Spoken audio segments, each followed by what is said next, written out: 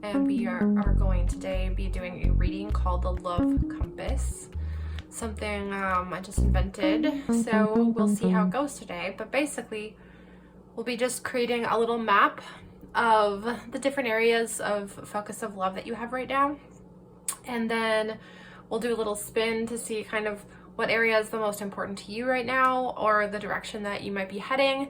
And then we'll see if anyone, we'll pull a tarot card for each area and see if any of those areas have people associated with them. And then we'll do a little spread for each person just to see how they might be helping you. So, you know, love can come in many different forms. So it could be, you know, of course, friends, lovers, family members, partners of various kinds. There's many more kinds too, but those are kind of the four that we'll be focusing on today. So today I've set up 3 different piles for you to choose from. Pile 1 is represented by the clear quartz. It's really beautiful.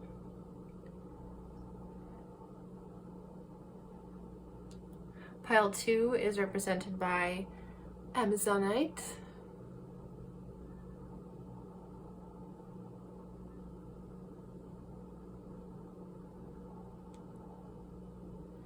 And pile 3 is represented by citrine.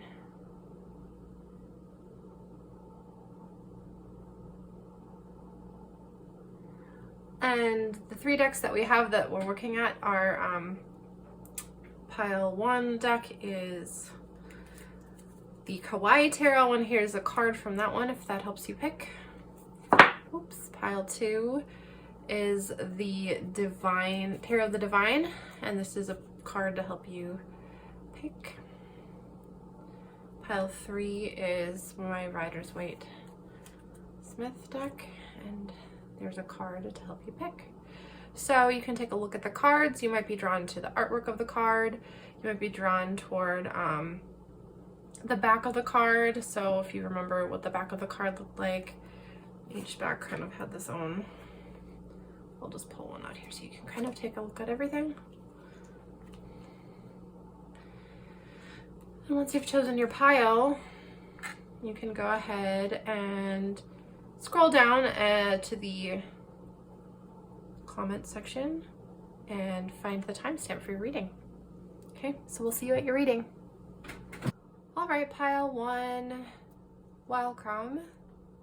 So if you chose the citrine, no, this is not citrine, this is the clear quartz. If you chose the clear quartz and the Kawai tarot, this is your pile.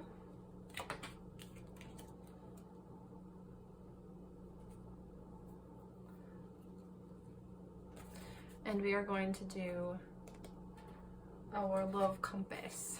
So to start out, we are going to do a little spread here. So it's somewhat like a compass. They'll sort of be like a north-south axis. So in the north is going to be, I can just show you.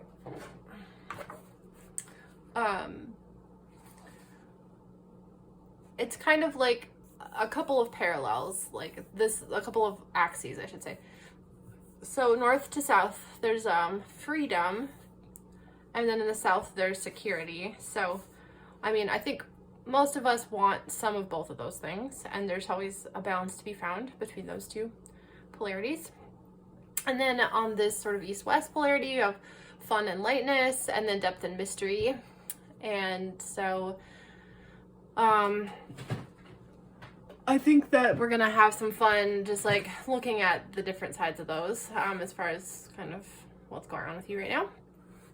And then I put some characters in between each of those that might sort of be able to sit between those two sections. So like between freedom and fun, I put lover.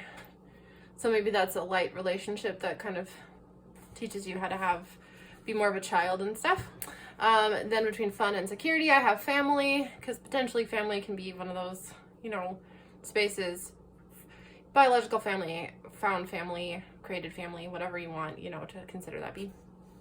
That's one of those spaces where you can potentially have fun and security, okay? I mean, also depth and mystery. So, but anyway, I put partner over there between depth and mystery and security, because someone you know you can rely on in that way. And then I put friend or best friend between freedom and depth and mystery. So, honestly, all of those relationships could encompass all these different things. It was just kind of a fun place to put them. So for now, that's how the love compass looks. So we'll go ahead and we'll pull 8 cards for that, and then we'll see what the bottom of the deck energy is, and that'll sort of be our centering point. And then from there, we'll do a little spin. I have like a little pen we can use to spin. And then we'll kind of decide from there, maybe one of the sections, like kind of what direction the compass is pointing right now and kind of where you want it to be pointing. Okay. Right. And then we'll see if there's any tarot card characters that pop up, because we'll do tarot cards after that. And then we'll do little mini readings for each of those people, if there's any people in the tarot cards. So, and for the tarot cards, we'll get there when we get there. I'm going to explain this as it goes. So to start out, we're going to start out with this top point of the compass, which is freedom. And let's see what comes up for that. I guess I could have pre-pulled some of these, but I didn't. So we'll just see what happens. It's kind of the process. Now I really only want one to come out for each of these, because I think it's gonna get too messy otherwise. So I'm not gonna take either of these yet, but so this is kind of interesting to see what wants to come out if it's trying to have multiples. So this might take a minute though. Okay.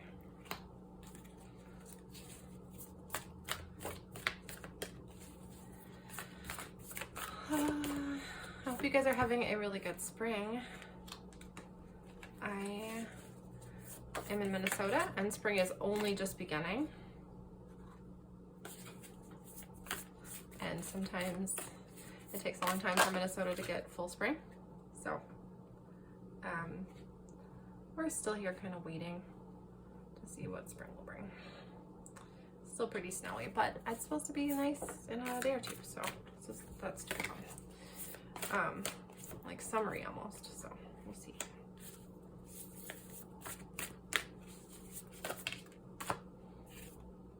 There's 2 there. Pulling you apart so you can keep going. Okay, now we're on to the partner section. Once again, that's 2. Sorry. But mother and winter, we're trying to come up together. Those 2 cards have been coming out together for me a lot, so I'm just curious how that works. Oh boy. Card deck, you are very interesting. Shuffle too. This makes it very unique. Okay. The Destroyer.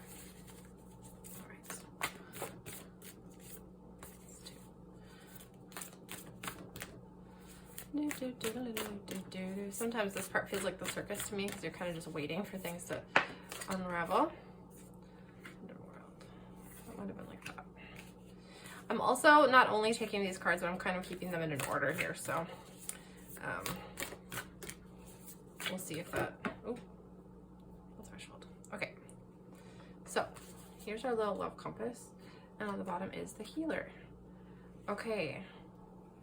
Wow. Okay. So let's just first remind ourselves what each of these stand for, and then we'll go ahead and chat about them for a minute, and then we'll do the spin. Okay. So let's start with our center card, the healer. As you can see, this 3-headed snake is kind of like curling in on itself into this 3-pronged little egg in here, it looks like. This reminds me of an egg. There's a little eye in the middle. So I feel like there's a lot of like healing in this sense. I feel like it's like coming to that inner knowing again and again, right? To different levels, to different layers. A little bit like the onion has layers from Shrek. So that's kind of what I'm seeing is maybe that you are at this point in your life, what's centering your love is just healing yourself and probably others, I would imagine. So yeah, I think that's a really, really beautiful energy to pull this all together. Let's take a look at the different aspects. So up here in the north, we have the orphan, and that is in the space of freedom.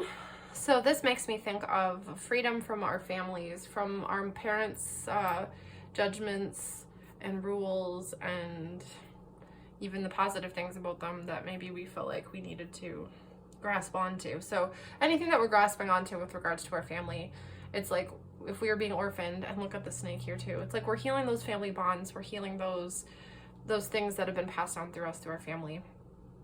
And that's really a tricky thing to do sometimes.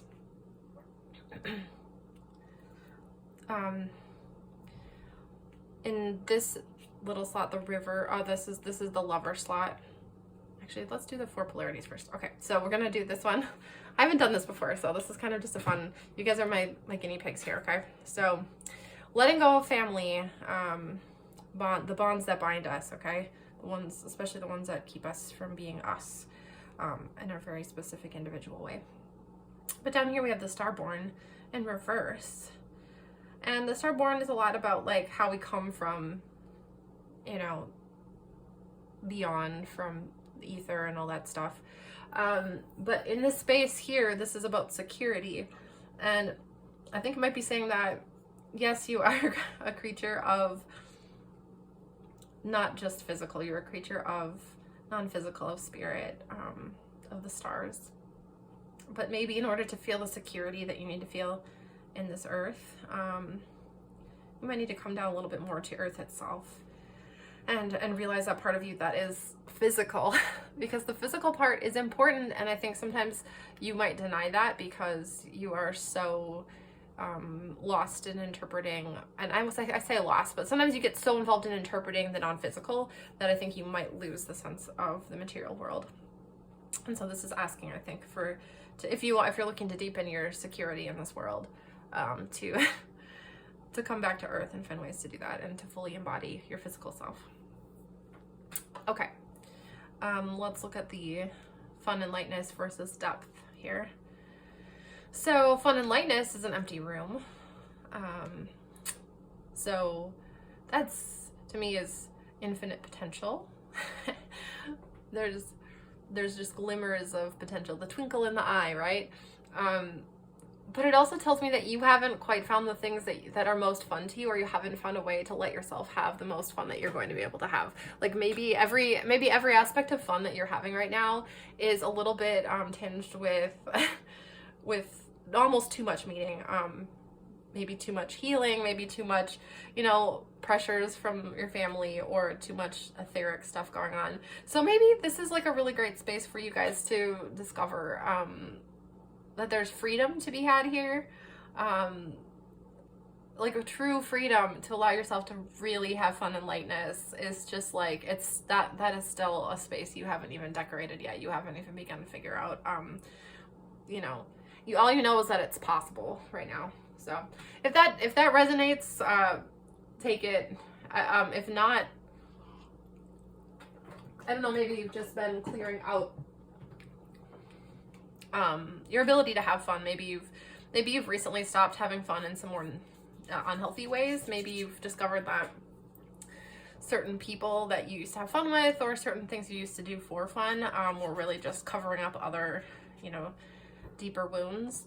And now that you've realized that and you're starting to heal those things, you're starting to realize that you don't actually need those things to have fun anymore. And so now you need to find a new sense of what that means. And I'm really excited for you for this. This feels like very hopeful to me, and very, I don't know, you just get to decorate that space in you however you want to. So super cool. Okay, over here we have the underworld in reverse. And from what I know, the underworld is sort of all that dark, gunky stuff, right? Like the shadow self, the the things that we don't want to think about when it comes to like our desires maybe that are less desirable for our ego to associate with and all that stuff.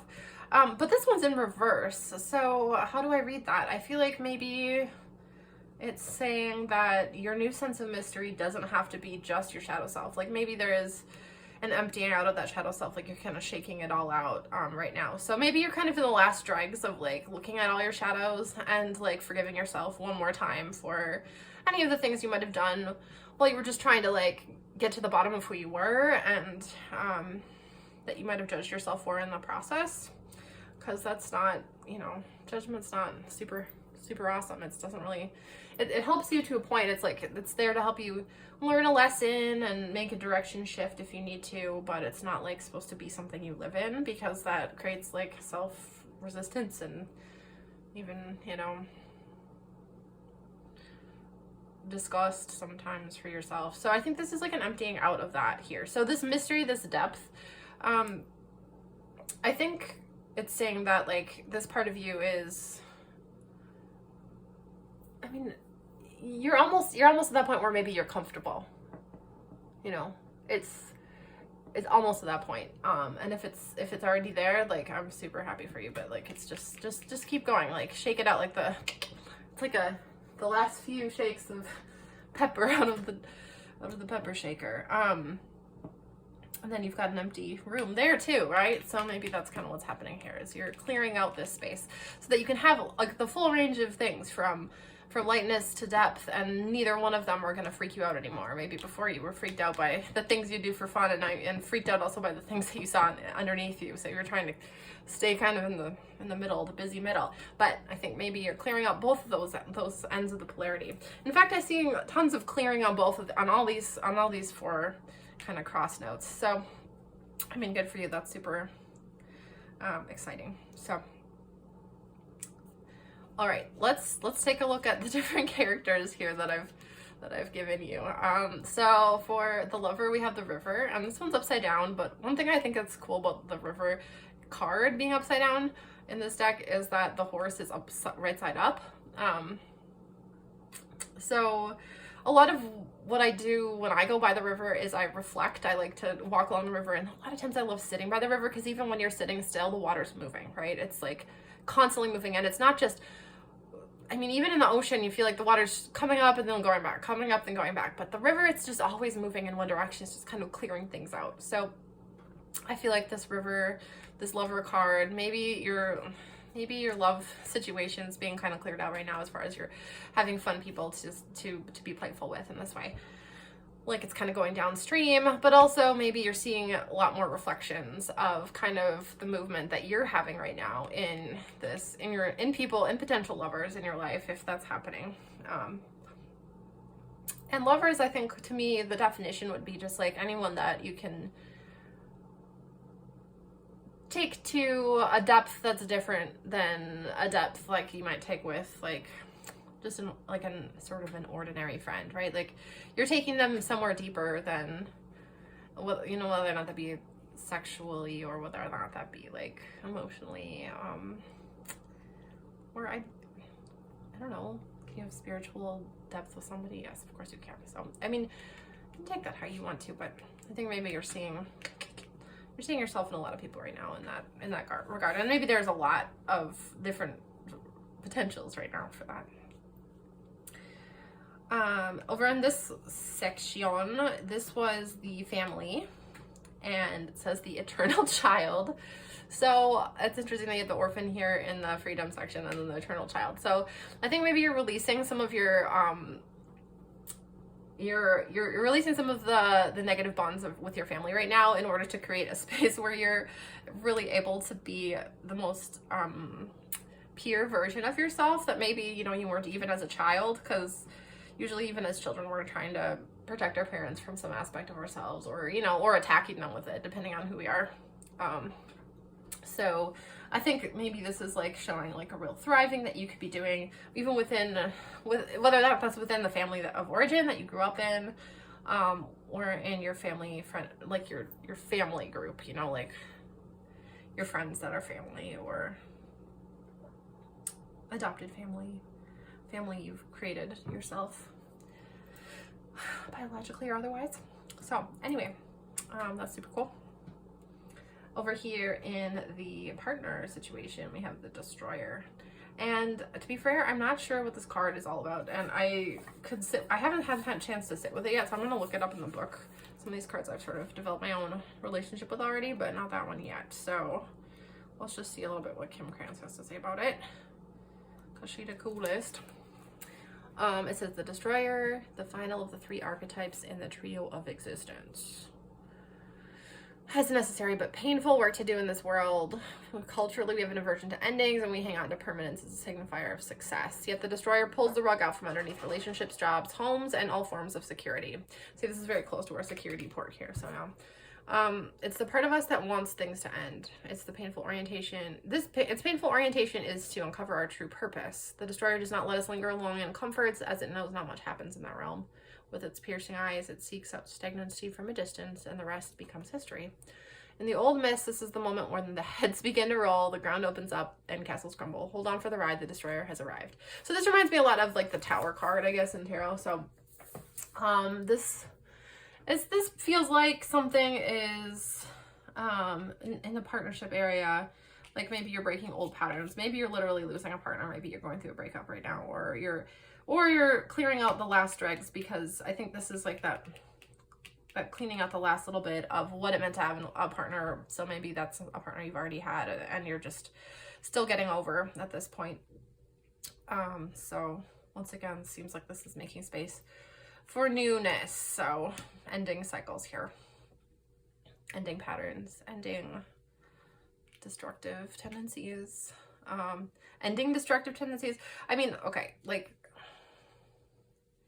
we destroy not to keep destroying. I don't think. Some of us might do that, but I think this being so close to the security, I think we're destroying things that made us feel secure but not true to ourselves.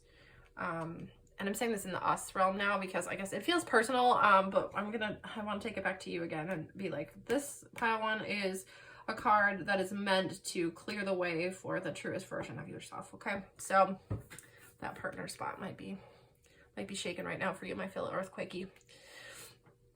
All right, and then lastly we have the friend slash best friend slash maybe this is even, to me, this being the threshold reminds me of maybe somebody on the edge between worlds even. So this could be that you're going to have a friend who is at a spiritual spot close that resembles where you're at, which is really special because you seem like a person that would need to be understood by someone else who's been through some stuff too, maybe. Like, to be best understood, it's got to be by someone who's seen a few things in this lifetime or others. So anyway, I think this threshold card is all about also maybe you being about to find this person, find a friend that can really help you. And maybe together you'll explore some of these realms a little bit. Don't forget about the earthly realm though, okay? That's kind of the realm where we're at right now. So just don't forget about us down here. That's gonna help you feel grounded. Yeah, it's also slightly askew and almost like pointing toward the middle. So I'm kind of seeing it as like your feet are kind of going toward the healer here. Yeah, you want to get your feet in there. Also, this little hand is reaching toward the middle.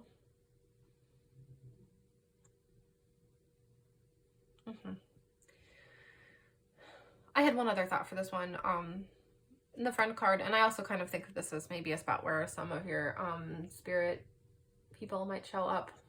So maybe you've got some angels there that are watching you over the threshold. But let's see what the tarot has to say about these different things, because we're going to pull one card again for each of these outer ones, okay? And then we'll explore if there's any. I was basically going to take pages and knights as being people, and then possibly if any of the major arcana that seem like a real big person come out, we can take that as a person. And these are going to be people who might help you with each of these areas, okay? So we'll start off with the orphan card, the freedom section here up here, and see what comes out.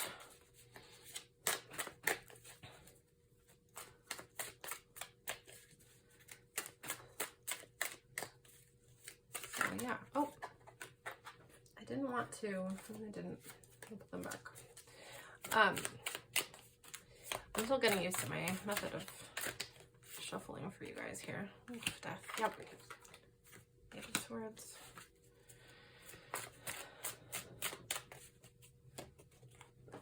Cups.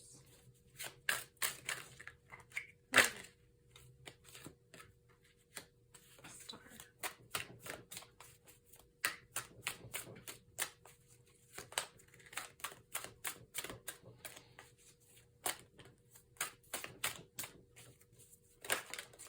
Six of Wands.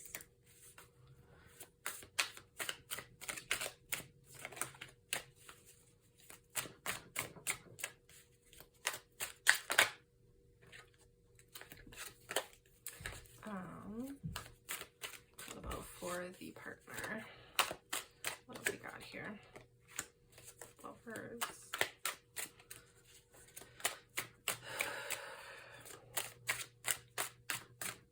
This is so interesting because some of these cards obviously are going to have characters in them, right? They'll have characters of some kind, but to have an actual card that is a character is kind of what I'm looking for right now. So I want to do some side readings for y'all. So maybe if we don't get one right off the bat, we'll see what we can create here. Oh. Okay. Yeah, so let's see. I think I might have an idea of what we might use actually. So we've got, let's just take a little quick look here. Things that are going to help us with each of these points. Oh, and then we got to do the spinny spin. Let's do that first. Okay. So this is my spinner, guys. I don't have an official one. Next time maybe I'll find like an old game that has like a spinner and we can have something a little better to spin. I'm considering this the arrow, so we'll just kind of like twist it around and we'll see kind of where your love compass is pointing right now, and then we'll read through these cards and then maybe we'll see where your love compass might be pointing in a little while. So okay, let's do it. Ready? Okay, so that's fun. Okay, so literally we've got this pointing towards the area of fun and lightness and a little bit toward the area of lover. So cool. Let's start here then. So I'm going to start with the empty room and the Two of Cups. And that tells me that you've got some really fun energy and also energy of partnership coming into this spot in your life. That you're making space for right now. So you are going to be able to just enjoy balancing out your energy with someone else's. And I don't know, look, you guys can create your own world. This reminds me also of, I don't know if any of you watch Community, but Ahmed and Troy, they have this room in their apartment they've like marked down with like tape so that it like looks like a very it looks kind of like a magical space, and you just go in there and then they have, it's like, I forget what they call it, like the Magitorium or something, and they go in there and then they have like these like these whole like imagined scenarios that happen and they can do it because they're in the space. So I think maybe this is saying that you are about to have like people in your life that this could be multiple relationships even, where you are able to really be so creative and have so much fun, creating your very own worlds. And that seems like the direction that things are just kind of heading right now, so that's super cool. I want to talk about this one real quick. So we said this is your family stuff. You're kind of coming around to like who you really would be as a child.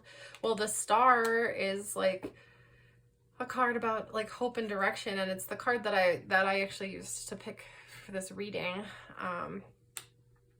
because it reminded me of the star reminded me of a compass too, and sometimes, you know, you can use the stars at night to guide you.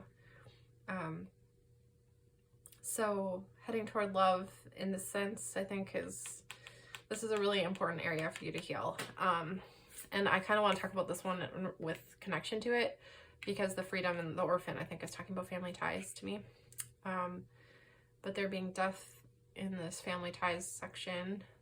Freedom means really completely walking away from the things that you do just to make other people happy. That can go all the way back to your childhood and before.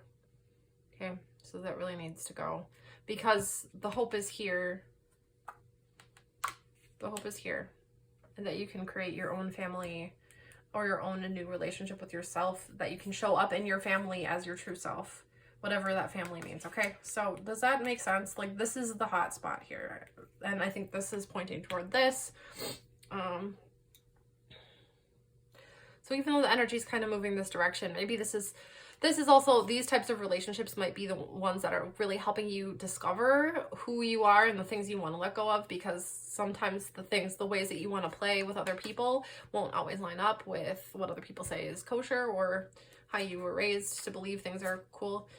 So I think you just being, I'm touching these so much, but these dolphins really want to play. Look, they just want to move. So, yeah, I think just really leaning into that energy right now is going to help with all the rest of this stuff here. So, this also pointing toward this direction I do want to go. I'm doing these all out of order, and I hope that's fine. So this was the section of, lovers. So, and the Eight of Swords is like walking, well, it's like about still being mentally stuck a little bit. So if you're trying to open up your lover space, which it looks like it wants to open up, and it's right there. It looks like you're also just maybe it's even hard to like put any characters in your life into that zone, because you don't want to like put them in the love zone, because you're like just afraid you've messed things up before in your mindset. So I'd be a little messed up here. And so maybe like this cat, you just need to take a nap about it and just like turn your brain off about it and just go have some fun. Like, don't find ways to do things that feel safe for you and that don't exacerbate those concerns, because they're going to go away. They're not going to stick around forever. Like, they're flowing like the river. They're going downstream, and you are seeing mirrors of your own, maybe your own issues, but maybe your own joys and beautiful things too in people right now. So just appreciating that stuff and taking a nap about everything else. And then, yeah, just, take a nap about it. I think that's a good, if you're having a hard time, take a nap about it. That's, especially when it comes to love stuff, I think that's going to be your major key. Okay. So, and also like, if you're feeling like by the end of the day, like you're really torn down about some of these things, like just remembering that you just got to get through the rest of that day and go to sleep, and that you can wake up tomorrow and you'll be in a new spot. That's like huge. So, okay. So this kind of half is making sense to me now. Let's keep going here. So down in the area of security, we got the Six of Wands. So to me, this looks like you're having some success in this regard with coming down to earth, with not just being this ungrounded spiritual warrior, which of course you all also are. You badass you. But yes, that you're having success in also being more grounded and being more in control of your energy. Even like, I think sometimes if you are a powerful energy worker, you have all this awareness of your energy, but without having some control over it. Like, maybe other people are influencing that. Maybe, like all these, like your old programming is influencing how it's impacting you. And so instead of it feeling like you could have more energy than most people, instead of feeling that energy, you just feel like a confusing batch of energy. And so processing through all that ends up being your main job. And then you don't have like time to use that energy in more productive and fun ways. So I think you're coming to a point where like this is really, it's really, like, not like you've mastered it, but like you've won some battles with it now, and like you're really riding home on the rainbow horse, I guess, in this case here. So give yourself like a really big hand and celebrate any amount of groundedness that you found and freedom that you found, and just like freedom. And I say freedom, which is the other side, because I think these are connected, right? The more freedom that you have, the more secure you can feel anywhere, oddly, right? The more you are free in your mind and aware of how your body works and your energy works. So yeah, keep being grounded, keep coming back to earth, remembering you're on this planet at this time for a reason, and you're connected to the stars, and you're also connected to the planet. You're made of planet stuff too. So okay, let's keep it on here. In the Destroyer, we have the Lovers. So yeah, and this was in the area of partners. So I think what I'm seeing is that your true nature, you want a partnership. You want your lover partnership to also be, and these are kind of on the opposite sides, but like you want this to be a partner that's also a lover, and you're freeing up space for that right now. And maybe between that and the family stuff, these are kind of your last lines that you're breaking down, or that you're fighting with. And I think as those things clear up, oh, look at this little volcano under here. Not all of them have this little volcano, but it's like stuff's kind of blowing up, but it's also like lifting you up to the sun. So maybe just like the impact of this destruction, of like destroying the old patterns, is gonna lift you up into the sun, into this other realm. Oh, and look, there's like a little like wormy snake on this guy too. Like, how fun. Okay, so there's like lots of snakes. Oh, and all of this, I know what it is. It's like the Adam and Eve reference, right? Like they're in the garden and there's the snake. Yeah. So in that Bible story, the snake can be the devil, where it's like, you don't have to listen to the rules. So interesting we have that going on here so many different times, but it's also the thing that's healing you. It's like the necessary rule breaking that you need to do to come to your own conclusions about things sometimes, right? Like, it's not necessarily the easy path, and not everyone's going to take it, but if you don't take it, you can't have the full hero story either. You're just kind of like hanging out in the garden. So yeah, I'm seeing this as coming around full circle to be able to hold a space for the lovers. Okay. So, wow. Cool. All right, over here in the depths and mystery, 4 of Cups. So, yeah, the forlorn little lobster crab guy there. Oh, he's a hermit crab. Okay. Anyway, it's a cartoon. Don't hate me now. All you marine biologists or whatever people study that animal. Okay, so let's see. Interesting to me that there's these like chains of, I don't know, those almost look like bacteria or something to me. And then there's like strings of pearls in this one. And in this one, you're kind of like emptying out all the junk. And this one, it looks like you're kind of just like forlornly staring off into the sea. Under the sea. So I'm seeing maybe a little bit of that Little Mermaid reference, where you're like longing to be somewhere else, and maybe longing to have this junk removed. I know, it still feels like there's junk. I think the funny though, your love compass isn't pointing on like focusing on this right now. It's not like, go focus on the junk. It's like the junk's being emptied out. You're not really happy being like, if you look down in the depths of your soul right now, like you're not probably having a lot of inner peace right now. It's like, because there's things that are being shaken up and taken out. The garbage is being taken out like every day right now, or the compost or whatever. So you guys are like going through some real deep junk removal. Okay. So if you just kind of leave that alone, like, I mean, if you actively would like to work with that junk, that's fine. But I think what it's saying is that the quicker path to the healing is actually just to focus on the fun stuff.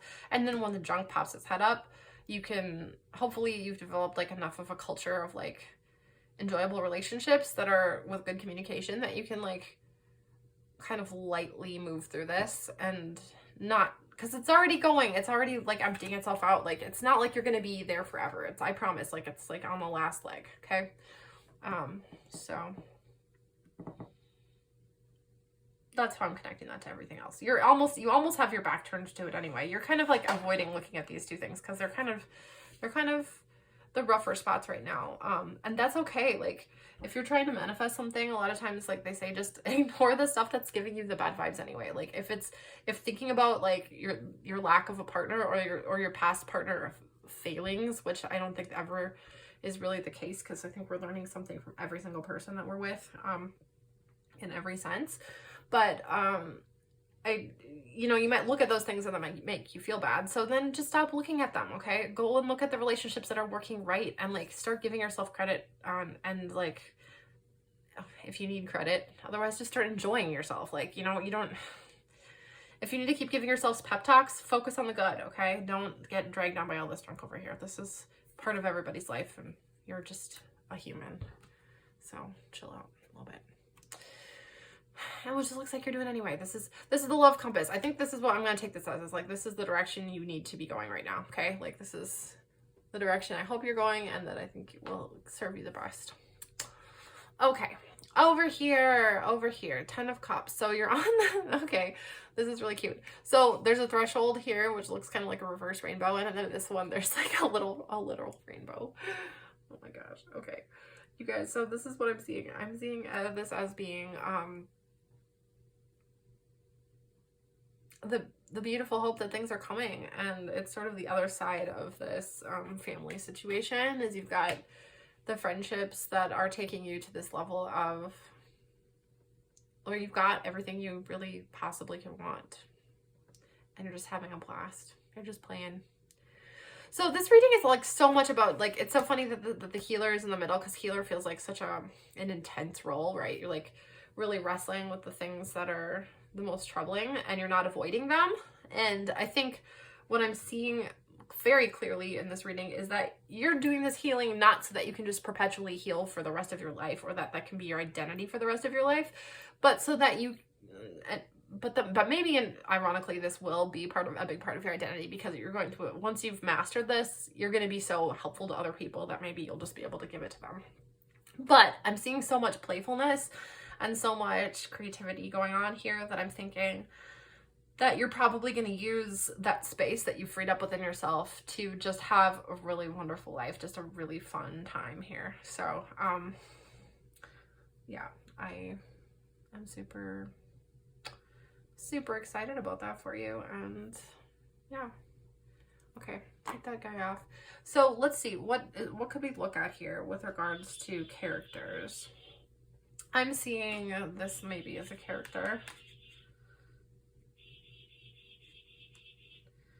And I'm curious about this Lovers thing. This also reminds me of the Lovers. So let's just take these two together and call this, well, this could be like a more temporary lover maybe, or like, okay, we'll take these three different ones and we'll see what's going on here. So these are like helpers, okay? We'll do like a little mini reading for each of these.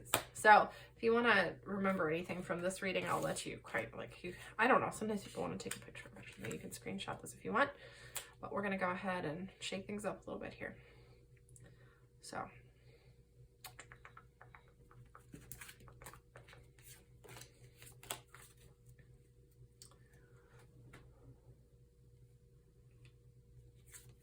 And I'm going to use a different deck, actually, to do this next bit, so that we can potentially get any of the cards, and not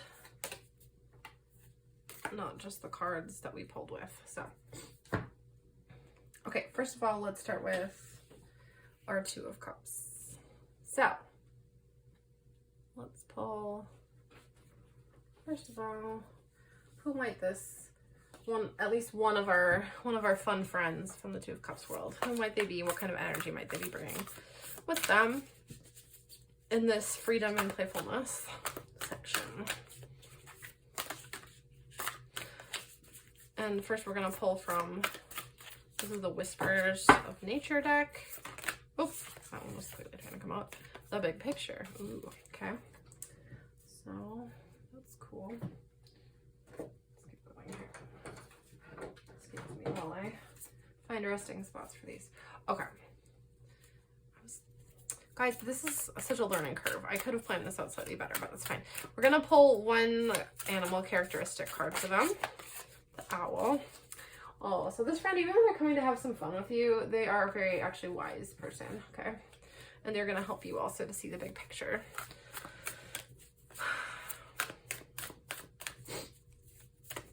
Or honestly, this could be an angel friend. Look at the wings. There's an angel here, and this is also the owl. Oh, so this could be like your guardian angel or someone on the other side or a spirit friend. Okay. Coming to tell you that, oh, what? Let's see. This is an Astro card. Are you even in the Astro plane? Do we even get an Astro card for you? Maybe just an energy. Like, it doesn't have to be like where they were born if this is a spirit, okay? Because I know the astral stuff's about, astrology is about, it comes from the stars, but it's about the earth, really. It's about where you were on earth when the stars were a certain way. Oh, nothing wants to come up. Okay, well, maybe I'll leave you alone. Maybe this is really not a person that like is alive on earth, so we'll see. Okay, I was gonna pull one tarot card from here. So what is this person, this Two of Cups person, this wise friend, what are they gonna, how are they gonna help us have fun, loosen up? Like, what's one of the ways that that's gonna work? Oh, they're gonna offer us some new perspectives. Okay. They're gonna help loosen us up by continuing to hand us good things. And it's up to us to take them. Okay, so how can we best accept those gifts then? If they're gonna just keep offering us things. Okay. Okay. So, I think these even came up this way. How can we accept these gifts? I'm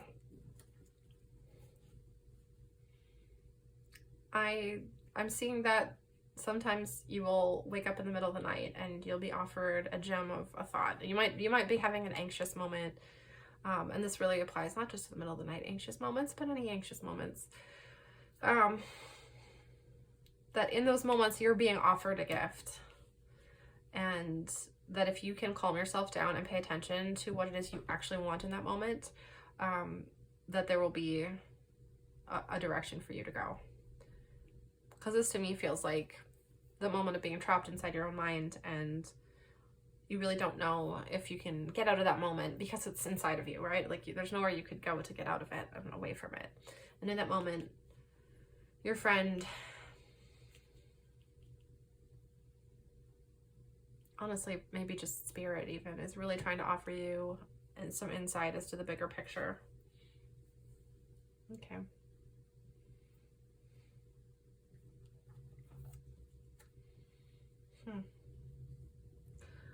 All right, what else do we need to know? Is there an overarching bigger picture type of energy that we should be focusing on right now? This seems like we need to be focusing on our own desires, but okay. So bigger picture energy is there's still some things in our life that are good but not good enough. They're good, but they're not exactly what we want. So really focusing on this. And this is why we're having some of these these anxiety moments, is because you're trying a lot of things right now. It sounds like you're playing around with a lot of people maybe, and ideas and new ways of being. And a lot of those times, those things, the reason you're trying so many things is to get more information. You're really doing some experiments here, but you can't get attached to any of those situations. Especially because, I mean, it's pretty great to not be too attached anyway. Because love flows best when it's free. But especially if you are getting attached, this is saying that you're gonna keep moving. You're gonna be trying things and you're gonna keep moving, because this is not quite the wish that you wish for. This is 8 cups, but there's one missing here. See, and in that missing spot, you see the walk away.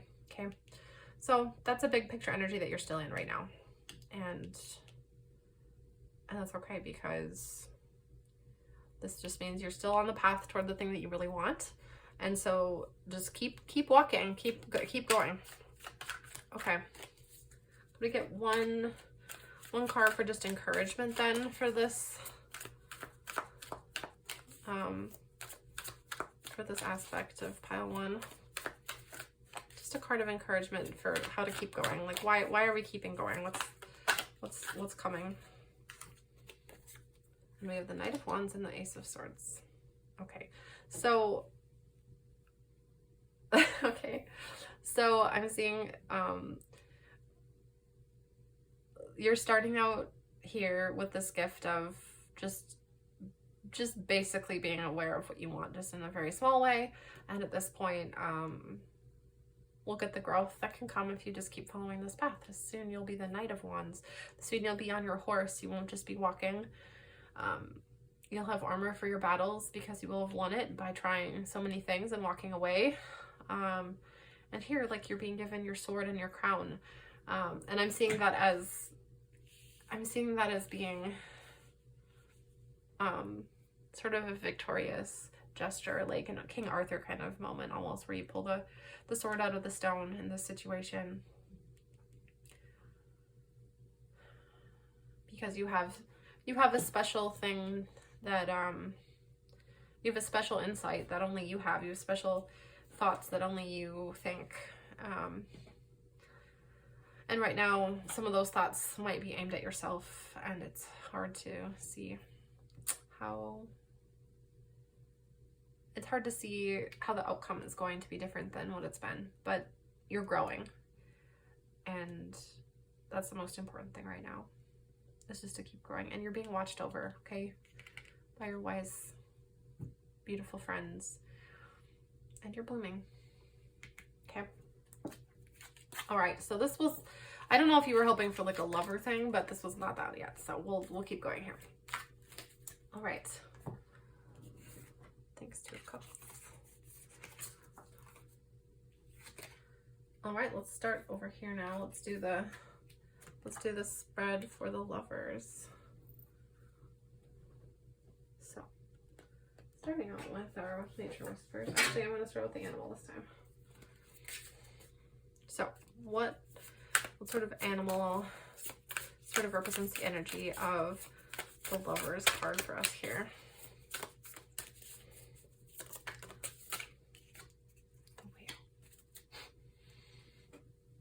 And I wasn't sure if I was focusing on... No, I'm focusing on the lover that you want. The lover that you want. What's coming out here? Oh, goodness, you already fell out. Oh my gosh. That card. This card is the only card like it in the deck, so don't be fooled and think that this deck's all about love, because that's the only card that's like... There's like 2 cards that say love on them, I think, in this deck. Probably more, I don't know. Okay, so... Wow. You're making space in your life that this isn't that space of partner, right? For a really deep love. A really deep love. The whale card is like, I think it's the last card of the water cards in this deck. That would make sense because the whale is the largest water animal, and the whale can swim to the depths of the ocean and make it up to the surface and jump and play and talk to other whales. I forget how far the whale calls go underneath the sea, but if you ever listen to whale sounds, holy cow, they're haunting. Or it honestly, it reminds me of, what is that movie where someone talks about speaking whale? I forget. Okay, anyway, but there's like a really silly kids movie reference about that. So if you can think of that, comment below, because I'm curious. I forgot my reference. But so yeah, I'm saying you would like to make space in your life for a very deep love that can go all the way down. Take you all the way, live the longest, and acceptance of love. Yeah, like maybe you've been struggling with finding someone who's on your level with love, and this person is gonna be there with the full acceptance. So yes, are there any tarot cards that you would like to show us kind of how this is coming about here? First we get the 3 of Swords. So the heartbreak that you've been feeling has been preparing you for the King of Wands. Gosh, did you just notice that the other one, you had the Page and then the Knight of Wands, and that was like your growing awareness of what you want. And look, this is like the fullest form of that awareness, is the King of Wands. So really, I feel like your person who might be is just actually really looking for that partner love. So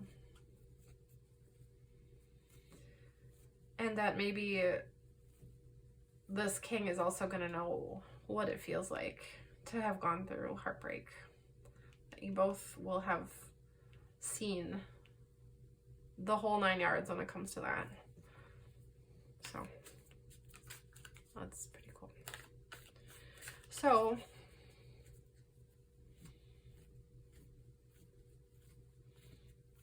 I don't know. I don't want to ask too many questions, but what do you guys want to know? Let's see.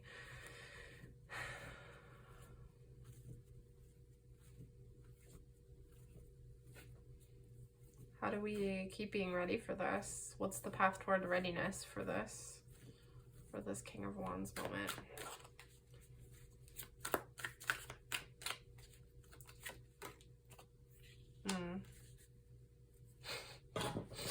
Six of Cups. So this is just making peace with your inner child, making space, all the things we've already talked about, frankly. Making peace with your family, making yourself, this is the eternal child right here. This is you, right? Like being able to relate to someone else as a child, like developing that level of like comfort and communication as well. Maybe your childhood wasn't great and you didn't have like a safe childhood. Which if that's the case, I'm really sorry, but you started learning lessons much sooner than the rest of us. So by this point, you must just be chock full, and I am grateful that you're in the spot that you're in, because you look like you are been doing a lot of work. So you're going to be incredibly powerful. But no matter what your childhood was like, this is saying like get back to that child self in a healthy way. Find your inner child and comfort them and let them know you're looking out for them, and then start relating to people on that level and see who you connect with, because it seems like that's how you're going to connect with your deep love. Okay, any other words of comfort, or let's see. This is like being ready. This is like the other person. Oh, on the bottom is the High Priestess. So I'm seeing you as being sort of a High Priestess character, and maybe you're kind of over here chilling right now, working on your stuff. And this character's kind of looking out over to you.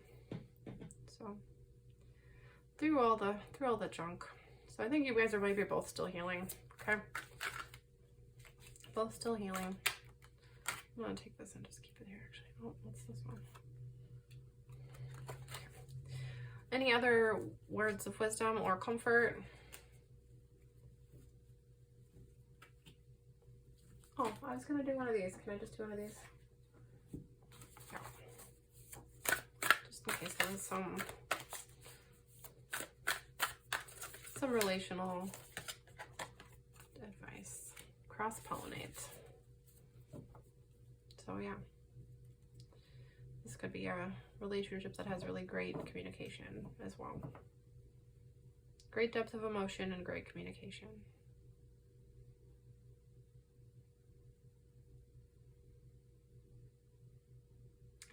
And the Lovers was over in that sort of security and depth area for you too. So that's very interesting, because this, maybe you've been looking for your lovers or the playful kind of things more in that lighter side of yourself.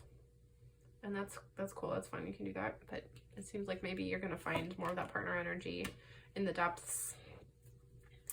And yet they'll still have some fun air qualities too. So it's not like it's just going to all be heavy or anything. It's just that, like, I think you as a person are going to need that to ground you. You can't just be with someone who's only fun and games. Like as a partner, you can maybe have that energy for playing around, but you really need someone who can go all the way with you. Like a full self disclosure, full self investigation. Okay, well, I'm very pleased with this. So let's just wrap this guy up here. We got one more area to look at, and that's our family card here. So let's see about the star.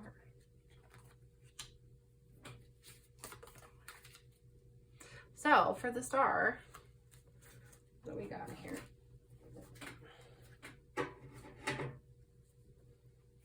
What is our person that's going to help us heal in our family or heal the family stuff. Or a person that's just going to help us have more fun in our family. The raccoon. Okay. So, now what's the Nature Whispers card that represents them? Ultimately, this could be a member of our family, chosen or otherwise, who we're just having like a strong bond with and like a strong growth with right now. Okay. So, oh boy, that's a lot, but gratitude, that's always good. Appreciation. We like those words. I'm doing all the shuffling on camera today. I don't always do this because sometimes the way that I shuffle is like a little bit unnerving to people. I got a lot of it from the way that Kino shuffles her decks. I'm sure I don't hold them the same as her because I've seen her hold them and she holds them very differently, but she'll just shuffle them until something pops out, and that's usually how I like to do it. And a lot of times cards for me will just like flip over, but this one doesn't want to come out. Come on, what's going on here? Okay, wow. Okay, so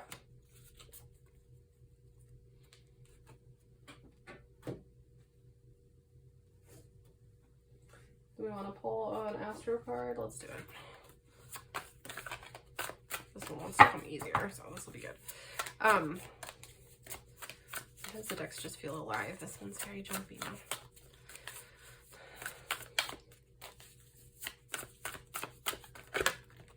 This one? Okay.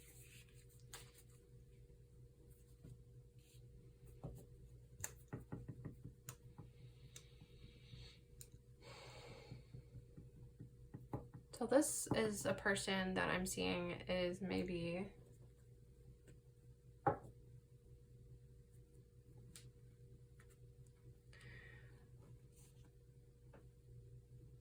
the raccoon talks about wearing a mask sometimes, or being able to put on different masks. So this person could be like an actor. Also, it's the Star card, so they could be someone who shines really brightly, just in general. Yeah, this person's energy shines really brightly, but for some reason they have a mask on, maybe right now. And so maybe part of your journey with this person is going to be,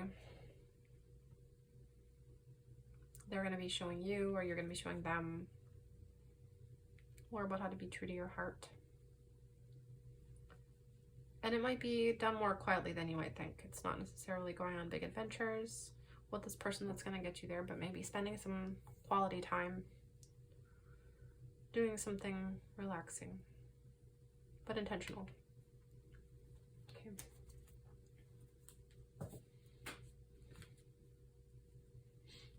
Let's check this out here. So, can we get one more card about who this person is and kind of their character in this situation? The sun in the world. Okay. And how is this person? Oh, I didn't even have to finish the question yet.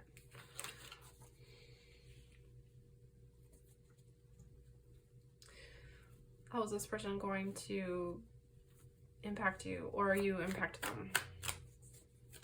How's this person going? Let's ask how's this person going to impact you first?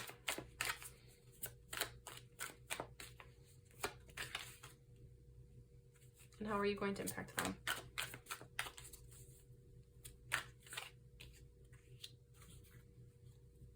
Okay. And what will the result of that be?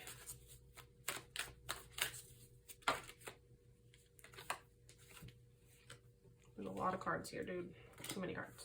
I'm not taking all those, even though there's some good stuff in there. But results of your guys' interactions of your story. This might have been like upside down or sideways, so sorry. I'm not sure. We'll just talk about that. Okay.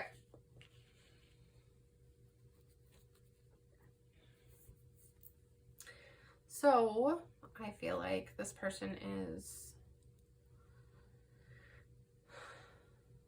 a very bright person. They've got the star and the sun. Just their light is so strong and so shiny and so precious. And they may be a person of the world. They may be a traveler. They may speak some other languages. That might be one of the ways you connect with them, is over things of different cultures. Maybe you're a different culture than them, from different places. Even though this is in the family segment, you know, it doesn't mean that this person, I think this person might be a member of your family, or someone that feels like family. So, and it looks like the thing that they're giving to you is something that maybe you're not quite accepting yet. You're kind of looking away from it right now. And it looks like what you're bringing to them is... I mean, this card talks about stolen, like this guy's literally stealing stuff, right? And getting away with something. So maybe you're teaching this person how to be a little bit more naughty, or like to break some of the rules. And to enjoy that a little bit more. But this person wants to give you a depth of something, and maybe you're just not able to see it yet. And I think maybe that's been bothering you. You've been feeling that, but you are ignoring it right now. Or you're ignoring it until you figure out what to do about it. Okay. And this is, somehow these lined up underneath. Be true to your heart. And contemplation. So, I mean, this doesn't feel super contemplative to me, but maybe this is about mental things. Maybe you're showing this person how to think outside of their own box a little bit. And maybe this person is showing you about an emotional depth about their own heart, and that you would like to witness. I think you want to see this about this person very badly. And this card, however it was coming out fast out of the deck. I couldn't even tell what direction it was coming. So even though it might have come out like sideways or upside down, I feel like it just means it's coming quickly, okay? Because whatever direction it is facing, even if it's facing this way, it's coming toward these guys. If it's, yeah, whatever, this is, it's coming, okay? And that closer relationship that you really long for with this family member is coming. And it makes me cry a little, just thinking about it, because I think, you know, when you have that person in your life that you care about so much, and maybe you just don't have the type of relationship with them that you currently want, just know that it's going to heal so much, okay? It's going to heal so much. So I hope that you guys enjoyed this reading. I think that's all I have for you today. Pile 1, I'm ending with tears in my eyes because I think you are just a beautiful soul, and you're going through a really beautiful journey, and I hope this love compass helped you kind of find your direction a little bit. Please comment below if anything resonated. Please only take what resonates. Sometimes I'll start watching a reading because I feel really great about it and it'll feel amazing, and sometimes I'll watch a reading just because I'm bored and I'll kind of get a sick feeling in my stomach about it, and I'll just have to turn it off. So, you know, just please trust your intuition. If you're feeling good about something and it's like making sense and it's bringing clarity, it might be, you know, worth hanging on to then. But if it's feeling wrong, don't listen to it. I'm human. I'm just trying to bring you what I'm seeing here. So, but I love you. I made this for you guys. So please, if you want to give me something back in return, give me a thumbs up, give me a comment. Get subscribed to my channel. That'd be so cool. I'd love that. Then you can hear about when I do more videos. So I'm planning to keep doing these. I'm trying to do one every week or two. So anyway, have a great day. Enjoy your spring if you're watching this in the spring, and enjoy whatever time of year, if it's another time of year. So love you guys. Bye-bye. Hi, pile 2. Okay, so if you picked the Amazonite, this is going to be your reading in the Tarot of the Divine here. All right, we'll just set this off to the side for a moment. while we look at our love compass. So the compass itself is going to be kind of a fun thing that I just created. So let's just take a look at what we're going to be looking at. So we've got a few elements here that we're taking a look at. We're going to make like a little a little axis point here from north to south, and then there's kind of some points in between. And I just made these up, so we'll see how this works for you and how helpful this is. But kind of depending on where love wants to go in your life, we might see a focus on certain aspects of this compass. So we have a couple different axes here. The north-south axis is freedom and security. So I think we all, at least I definitely want elements of both of these things in my life. And sometimes I'm just more drawn to one than the other. Like maybe I'm trying to balance out this axis here because, you know, sometimes you are in a secure place with love. You feel like you've got all the things you need, but you're like seeking more freedom. You like want actually to expand a little bit more. So you might be more drawn toward this side. Or obviously sometimes when you are free, most free, you might start to crave some of the aspects of security because you feel like you're just kind of meandering without direction. So anyway, this is a good polarity to pay attention to, kind of where you're falling in there. And then the fun and lightness axis versus depth and mystery. Those two things, again, like it's good to have both of them, and there's a balance to be found, maybe closer to the middle, but you might be more swinging toward one direction. So love might be pulling you more in the opposite direction, who knows? Or maybe you're just like really having fun with one side of that right now.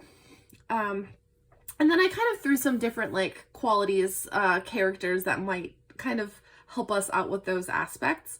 Like a lover can bring fun, lightness, and freedom, and so I put that over there. Of course, they can also bring depth and mystery, but maybe that gets more into partnering energy. I don't know. And security. A family member might bring that security, but also fun and lightness. A best friend might bring that freedom and the depth of mystery, or just a friend, you know. Anyway, so I'm just kind of throwing out some ideas. We'll play around with those, and maybe just these characters will be, depending on what comes out for them, indicative of someone in your life as well. So, and then after we're done pulling we'll pull the archetype cards for all these. We'll also have a middle of the deck card that'll kind of be like the general energy of where you're at right now. That'll be the back of the deck. Then we'll pull a tarot card for each of these categories, and we'll see kind of what's influencing those archetypes right now, or those areas for you. And then we'll also spin our little spinner to kind of see where your focus is most drawn toward right now. So after we pull the tarot cards, we'll see if any of those tarot cards feel like characters, and then we can pull those characters out and do little mini readings for each of them. And then we'll kind of look at how they're helping you and how you're impacting them and all of that stuff. So anyway, that's how we're going to be doing the reading today. So I hope you're excited. I'm very excited. So let's just start. There's going to be a lot of polls today. So, and I'm shuffling in front of you guys. So it's just going to be, it might take a little time. So if you just want to be patient with me, maybe I'll even skip ahead if you really don't want to watch this part, but I'm just going to kind of chat about everything. So the first thing we're looking for is your freedom card. Ooh, and I really don't want to take more than one card. So if things are coming out that are in piles, I'm not going to take them. Okay. So just so you know, I will wait till I get a single card because we just have too much stuff going on here to have doubles right now. So this, like I said, might take a little bit of a minute depending on, I don't know, we'll see. Oh goodness, all the doubles are coming out. You guys are kind of twinning right now maybe, huh? I've been watching some, oh, and this one came out twice. Did you see that? It flipped. That one really wanted to come out for freedom. Okay, fascinating.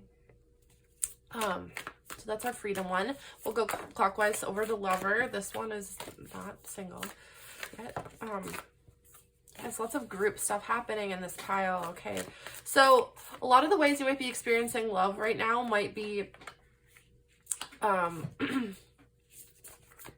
in group scenarios. You might be feeling a lot of familial or friend group love. You might be having some doubles again.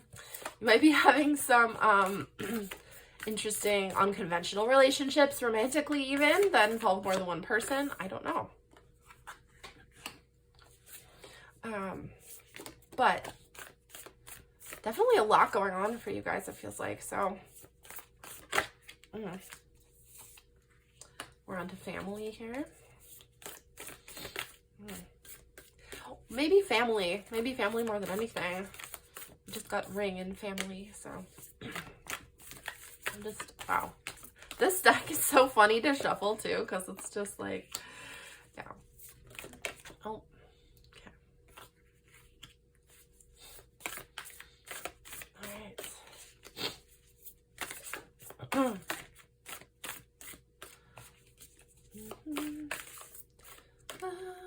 We're on to the depth mystery side. I think this one wants to come. Okay. Got one more, and then we'll do some tarot pulls. Oh my goodness! For the friend. I think you guys have a lot of friends. A lot of people want to be your friend. Okay. All right. Wow. Oh my gosh. Okay. So, I just have to sit with this for 1 second before I start talking about it. And I don't want to pull the tarot cards quite yet either. I want to just hang out. Oh, what was the bottom of the deck? We didn't look at. The shaman. Holy crap, guys. Okay. So, you guys are really, oh my goodness.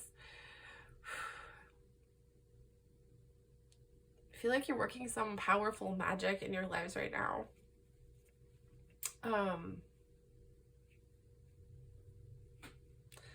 And honestly, I've been feeling this for not just you guys, but maybe for the collective, that there's some big shifts going on right now. So I'm wondering if you guys are just like on the leading edge of all of that. And I think that might really be the case. So there's some nice bright colors, especially on these axis points and also in the family section. I'm seeing these warmer colors, and this one being the rainbow. And I feel like the shaman is like the one who is playing with all these elements. Like, just, it's almost like they're rolling the die here, rolling the dice, right? And they're getting, they're playing with the life and the death thing, with the healing, with the stars and the gems of this reality and other realities as well. So I think that, yeah, I think you have a real sense of yourself as a spiritual being and also as a physical being. And so playing with that duality, combination of things is something that I think you are really going to be doing in this lifetime, but also especially right now, maybe.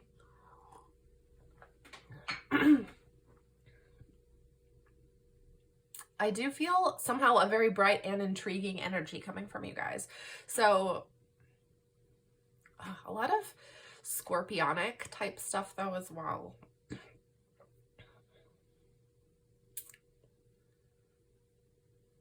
Maybe a little Aquarian energy. So kind of like an unusual, deep person who enjoys being a little bit different. Okay. So maybe that serves as an energy check to see if this is your pile or not, if this is resonating with you. You can listen to your love compass here, okay? So, all right. The very top is the womb. Under freedom. So, I'm saying this metaphorically and literally as you are free to grow whatever you want in this lifetime, and also especially right now.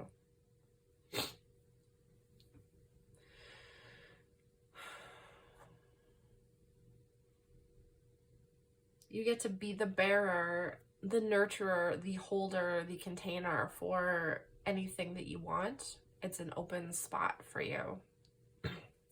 And that might be a literal baby, or taking care of someone else's baby, you know, someone else's literal offspring, as if it was your own. Like, you have the openness here. You have a very open womb, okay? You are like very fertile in whatever sense you want to take that, okay? So if you would like to birth a new idea, a new project, now is an amazing time for that. And we'll see kind of if as we spin this little guy, if that's kind of what you're focusing on right now, I'm not sure. But either way, it's there. So if you want to tap into that energy, yeah. I think it's a very like Empress sort of energy if you're thinking tarot stuff too. Just kind of like very fertile, very like of the world. And metaphorically the idea world, right? Like you're a good place for ideas to land and grow. So maybe you're not always the initiator of the idea, but you can take an idea into yourself and give it the things that it needs to further itself. Okay. Let's just do the axes points first, and then we'll do the personalities, okay? So over here we have the self, under fun and lightness. And I like this self card a lot. This deck particularly likes to play around with these pearls. I'm seeing this pearl here and here. And I'm finding the fun and lightness bit maybe to be, the self card kind of came out a little wonky. So I just want you to take a look at it here for a second. I think that this pearl is maybe the same pearl that's there in the womb, and that the seed of who your true self is kind of working its way out into reality right now, okay? It's kind of working its baby being birthed right now still. And that the self that you are is fun and lightness. I think you have a lot of that energy in you, okay?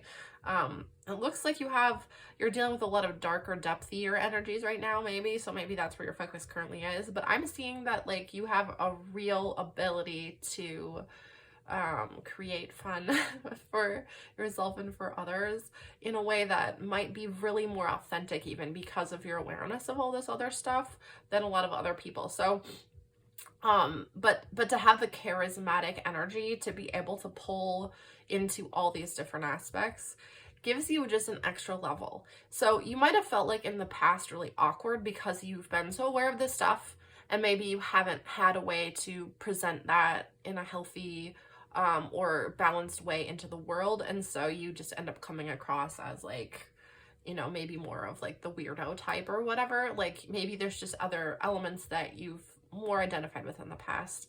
But I want to let you know that you have a strong capability of combining all of these things. And I think you're still kind of writing that right now. You're still kind of like getting used to it. And maybe you're still being pulled in this direction of fun and lightness to kind of find the way to connect with people, because people, I think a lot of times, are more likely to experience depth if you've my aunt said this: if you can make someone laugh, you can make them cry. Like if you're writing a play and you want to get people emotionally involved, first get them like laughing, and then you can pull them in any direction you want because you've like engaged that lighter part of them. So maybe that's like a tool and a lesson for you, is to be like, yes, you might have access to all these deeper things and you might want to go there with people, but your method to getting there can be fun and light, and that's not like disauthenticating any of this other stuff, okay? Finding a way to present that in a fun way is actually part of your process, okay? And I think you have a sense of how to do that already, so don't be afraid. Just don't be afraid of going there and thinking that you're being like inauthentic or something, okay? Like it's part of the whole entirety of it all. So let's just keep moving, because that's important. I think we'll keep touching on that, but I don't know. It's a good lesson, okay? So down here in the security section, we have the sword. And I'm seeing like, it's interesting because this one's upside down. If it were right side up, the sword would be kind of like up in the air, like I'm going to take over something. But it's like going down into the ground, like maybe you're going to plant it somewhere. Plant the sword. Do you do that once you've conquered something? You plant the sword. Or maybe like, even like the story of King Arthur when he has to pull Excalibur out of the stone. Maybe that's like in the ground, in the stone, and you're looking for like your way to pull it out, right? Like if you're the chosen one, you can remove it from the stone.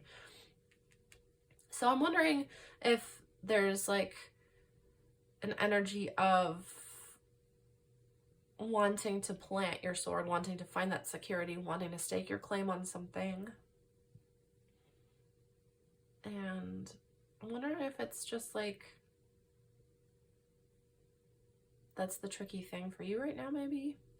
This one feels like very electric. So like there's a lot of energy going on there.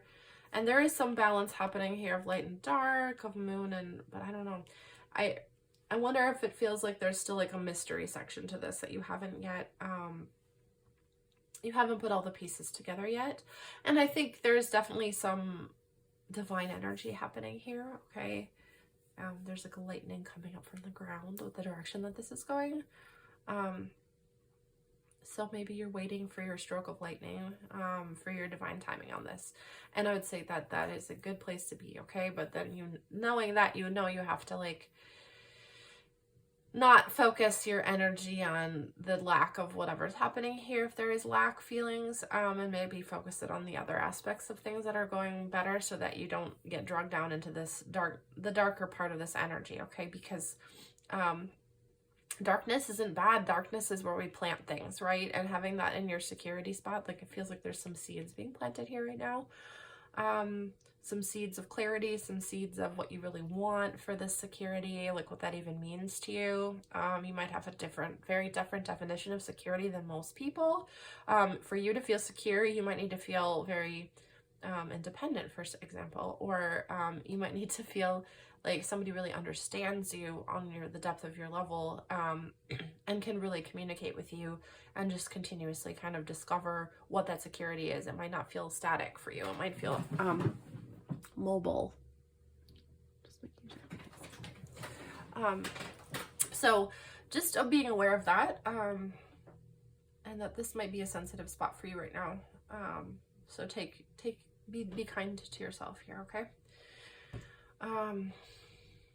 And then over in the depths area, we have the thread. Okay. Wow. Okay, this is literally like being in the darkness and being pulled out into this hopeful section by this thread. So I was just listening to a different reading the other day, talking about, I think, the thread of fate that connects us all.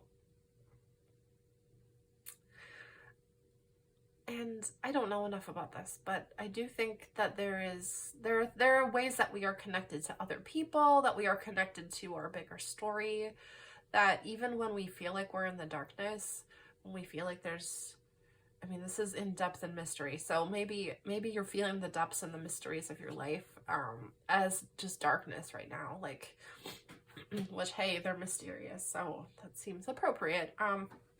But like, to feel that you're not only in that darkness, but that you're holding on to something. Like, let's say you're in a cave and you have like a rope that's like you can like hang on to as you're walking through the cave. Maybe someone's been through this cave before. Maybe you've been through this cave before.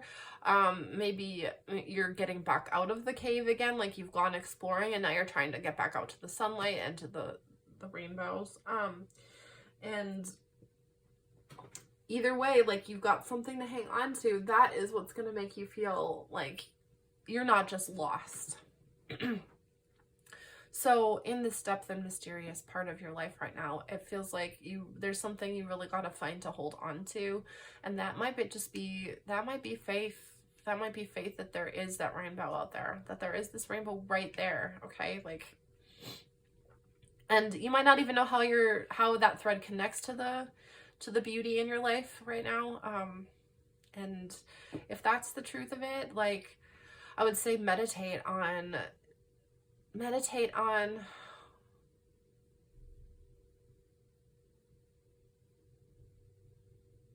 the love that does exist for you in this moment, because it's definitely there.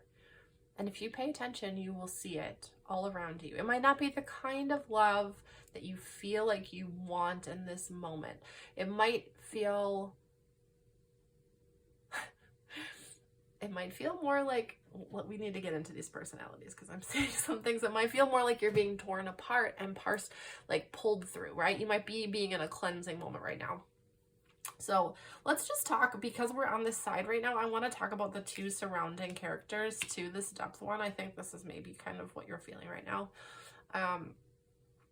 Is that in this area of partnership, we have the destroyer. And this to me has been speaking of, this actually came out in the other reading too, crazy.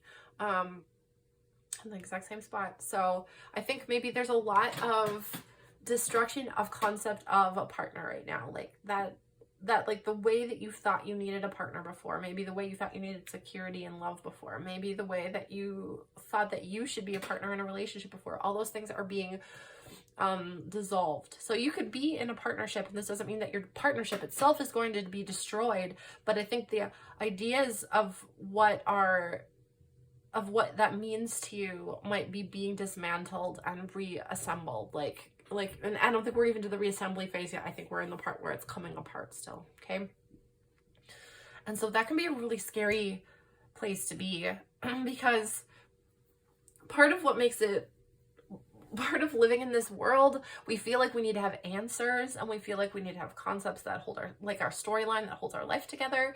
And this sounds like the opposite of that. It sounds like you're taking apart stories. You're taking apart probably, I would imagine, ancestral stuff. So stuff that's been given to you by your parents, their parents, if you don't know your biological parents, by like whoever raised you, or by like even the absence of your parent can be like a story that you can hold on to, right? So just knowing that this, like, whatever crappy ideas you have about what a partner is are being destroyed, so that you can have the freedom to find a true partner and find the true partner that exists in you, okay?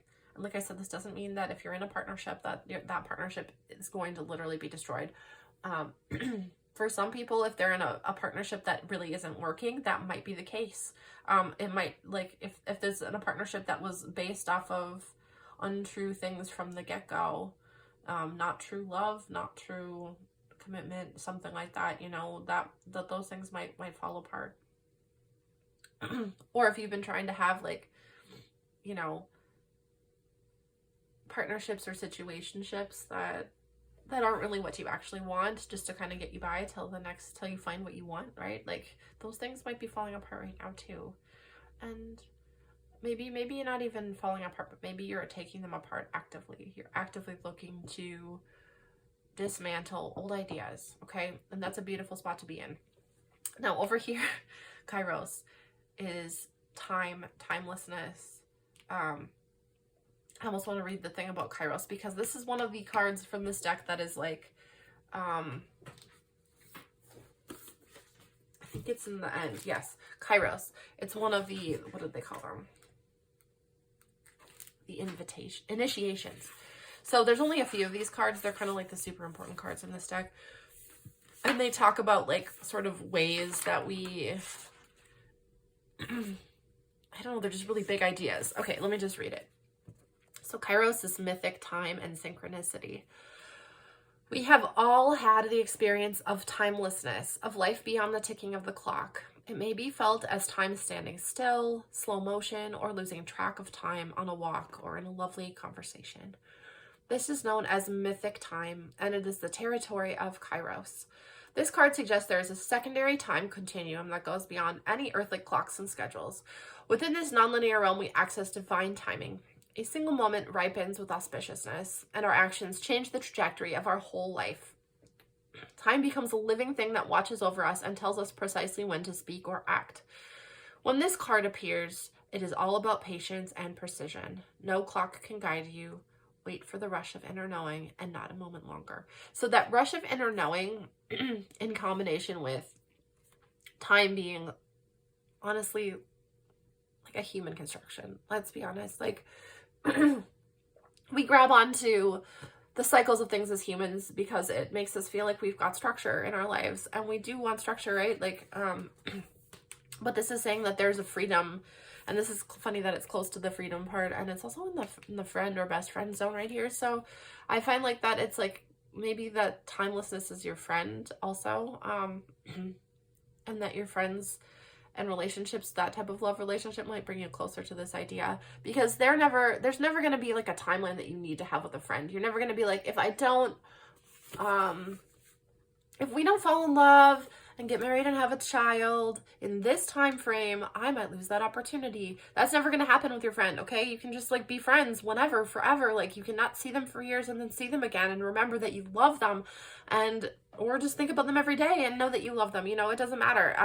So it's a really good thing to think about, I think, when it comes to, this can really help all the rest of this, is this friendship with this sort of timeless nature of reality, okay? And you as the shaman, I think, are very capable of understanding that in a way that other people might not be, okay? So playing around with that.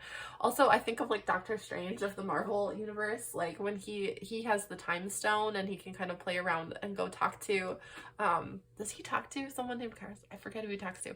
He goes and talks to like time or something, or like the time god, and like kind of like battles him like for the ability to be able to like move through time differently. And that is such an interesting idea. I don't know, I really liked that part of the movie. It kind of blew my mind a little bit. I think that the public consciousness is aware of some of these ideas right now, and artists are really playing with them, and that people are ready for them. So yeah, you might be a player with this. This might be one of your best friends, is like that idea that, you know, you might even feel like you're time traveling sometimes, when it's like you have some, like a thread, some part of your life that you feel like you've lost, or it's gone like underneath your conscious awareness, like you haven't thought about it in a long time, and then it comes back up again, and you're like, oh yes, I remember, like when I was 5, I thought that was important. I remember seeing this person's eyes when I was like this old, and it's like, there they are still, you know, whatever. You know, you might have one of those moments of just like connecting. I think it's cool that there's an eye in the middle of here too. Those timeless friends too, the ones that you may not talk to forever, but like, you know, if you talk to them again, you would just tell them everything. You would just be right back to that moment. You would just go have all the adventures. Okay, let's keep going. Okay, so the womb, timelessness, you don't need a time frame on this womb. You don't need a time frame on when you're going to birth the things you're going to birth, because whatever's going to come forth from you is going to come in this lifetime, okay? It doesn't have to be something you concern yourself with on the time frame. That might be something you're having troubles with right now, I don't know. The cave is the lover. Okay, so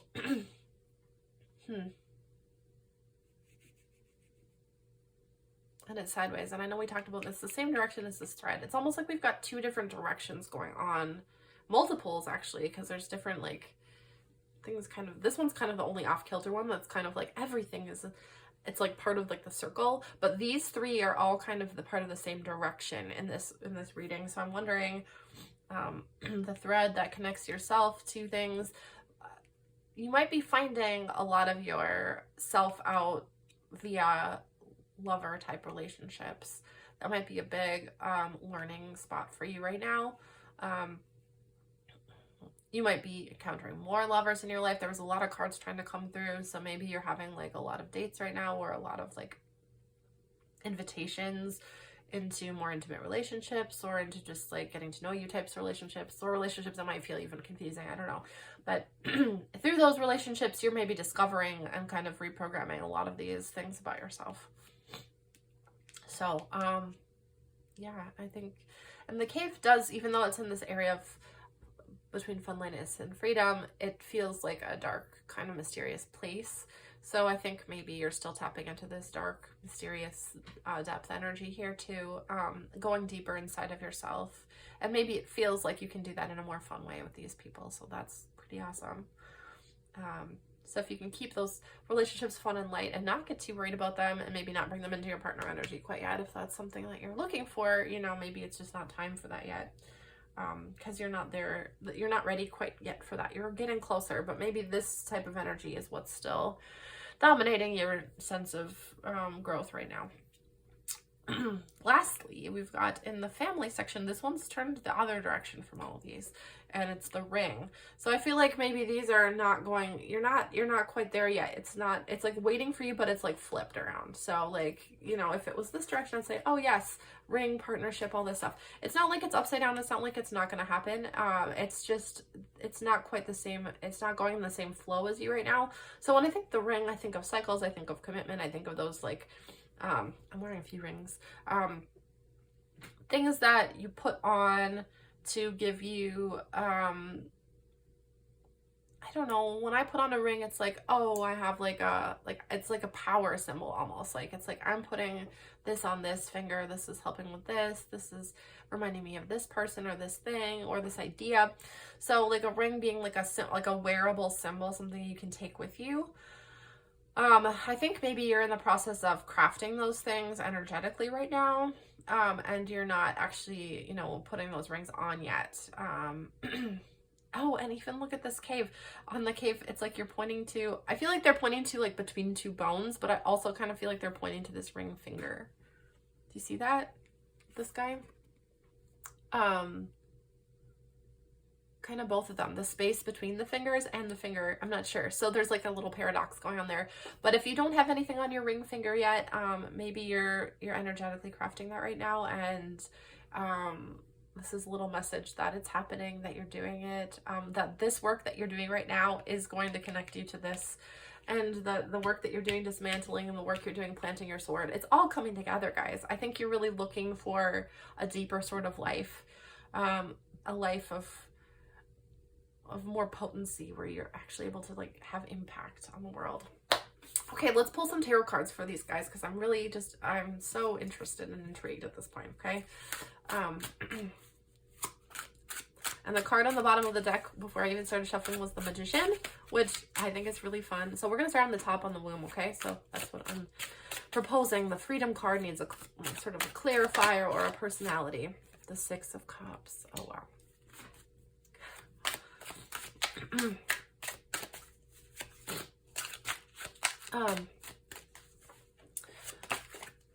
King of Swords. Oh, the Ace of Cups.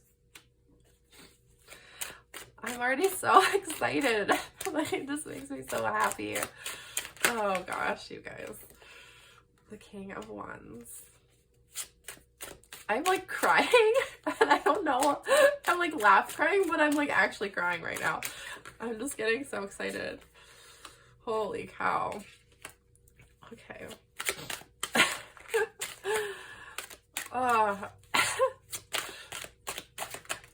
I feel like I've needed this. This is the same direction. I'm just gonna leave it because it's kind of fun. Wow. Okay. Also, I almost feel like, what the heck is happening? My poor eyes. Oh, wow. This is wild to me. Okay. The Eight of Coins. All right. Oh, you guys. Wow.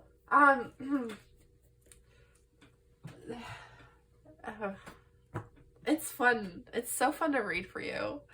This is just like a wild ride for me right now. So, all right, guys, Six of Cups. Literally, this feels like everything you've wanted from childhood. Okay, on like the things that have always been a part of you, the consistent things, but there's also just like, I don't know. Did you guys ever watch The American Tale? It's this old animated movie about a Russian mouse coming to the United States, and then he sings this song with this other mouse, and they're like, somewhere out there beneath the clear blue sky, and they're like these little wobbly children's voices singing. Anyway, it's all about like waiting for love and like looking out the window at the moon and being like, I see the same moon as you. I know there's someone out there who loves me. So this is like the dream of love in my mind, like from childhood. Okay. And yeah, I'm seeing this as being like in the womb zone, as being like your dream of love is whatever you want it to be. It could literally be with the person you're with right now, or it could be with a person you know that you've known since childhood, maybe. This could be that. Or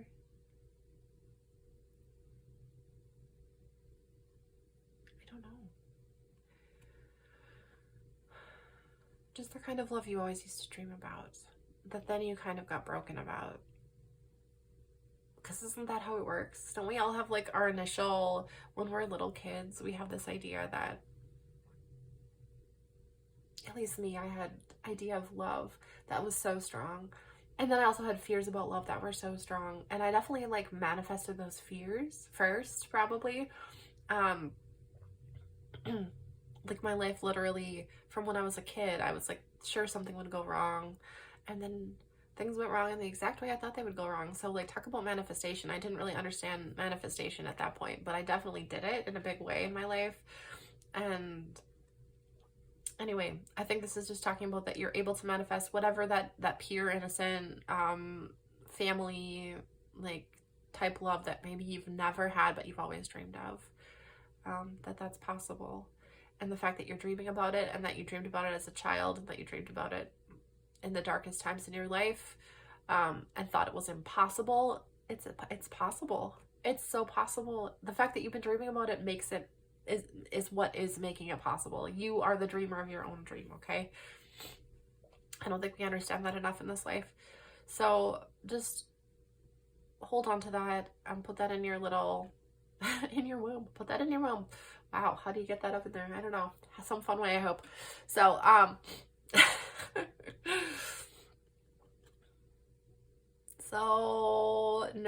yeah, fertilize that thought. Fertilize that empty spot inside of you that wants love. Let it be exactly what you want, okay? Like, as beautiful as you want. Don't look at the realities in your life to determine that. That's like everybody else's junk floating around out there, okay? And everybody else's like misdirected thoughts, they're not focusing on what they want either. They're like getting all sorts of messed up stuff because they're not focusing either. So if you can be the one who can focus, you can guide yourself through the storm of all of this other junk, okay? And you can find exactly what you're looking for. That's your compass. Okay, this is what feels like this is the true north of your compass right now, is exactly what you want. And mountains and roses and crows might all be signs for you, okay? If you want them.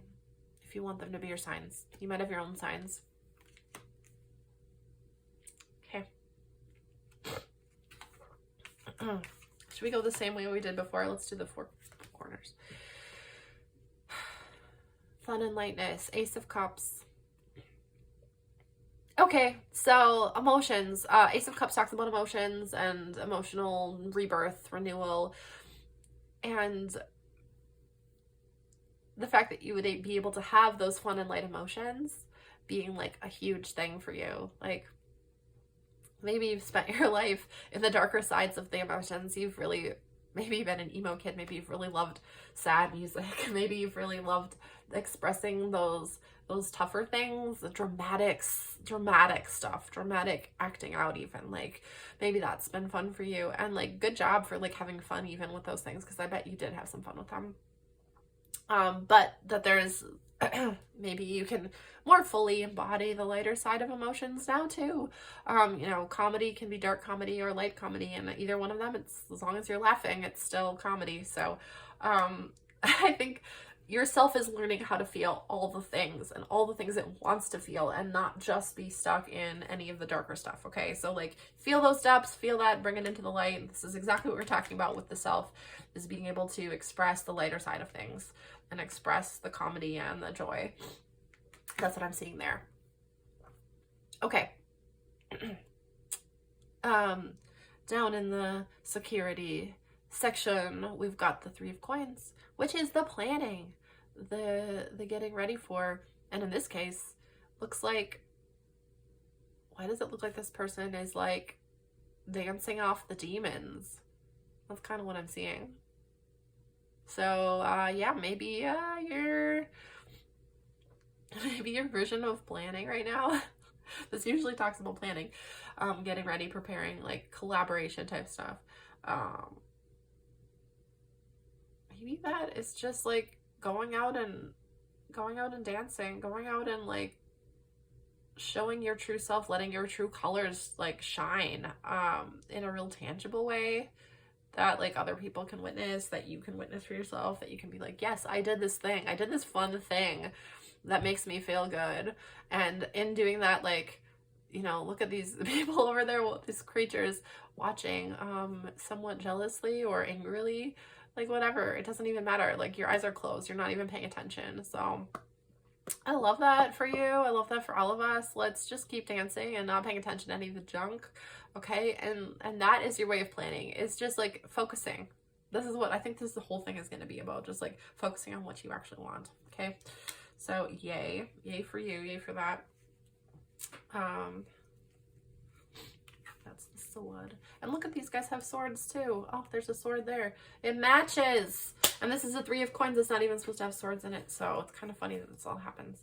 So also the idea that maybe there's some air energy in this part of security part of your life. Maybe that you need to have, air energy is like social, like, you know, like Gemini,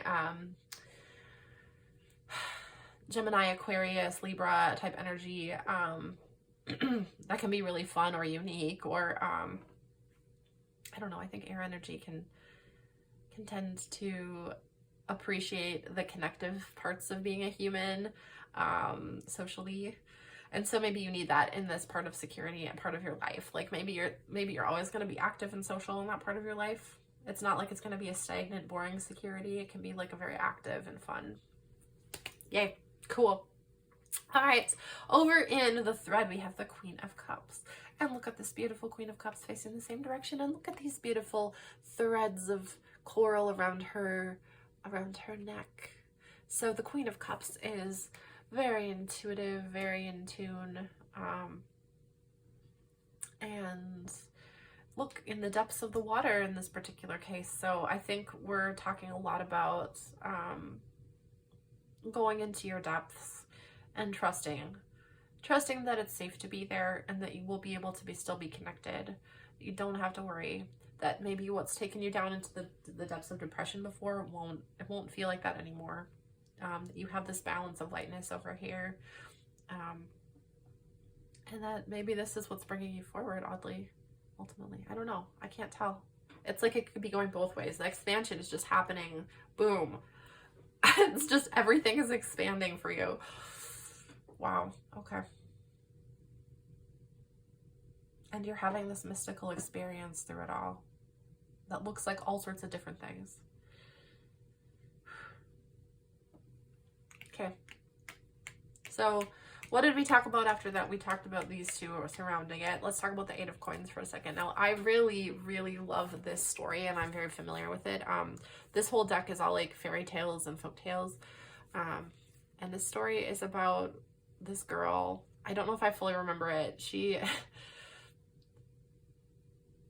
I think, I want to say she becomes a swan, and her brothers are all swans, and they fly around every night, but then or every day, but then at nighttime she can become a human or something. At some point, at some part of the day, in some time frame, she can be human. Interesting.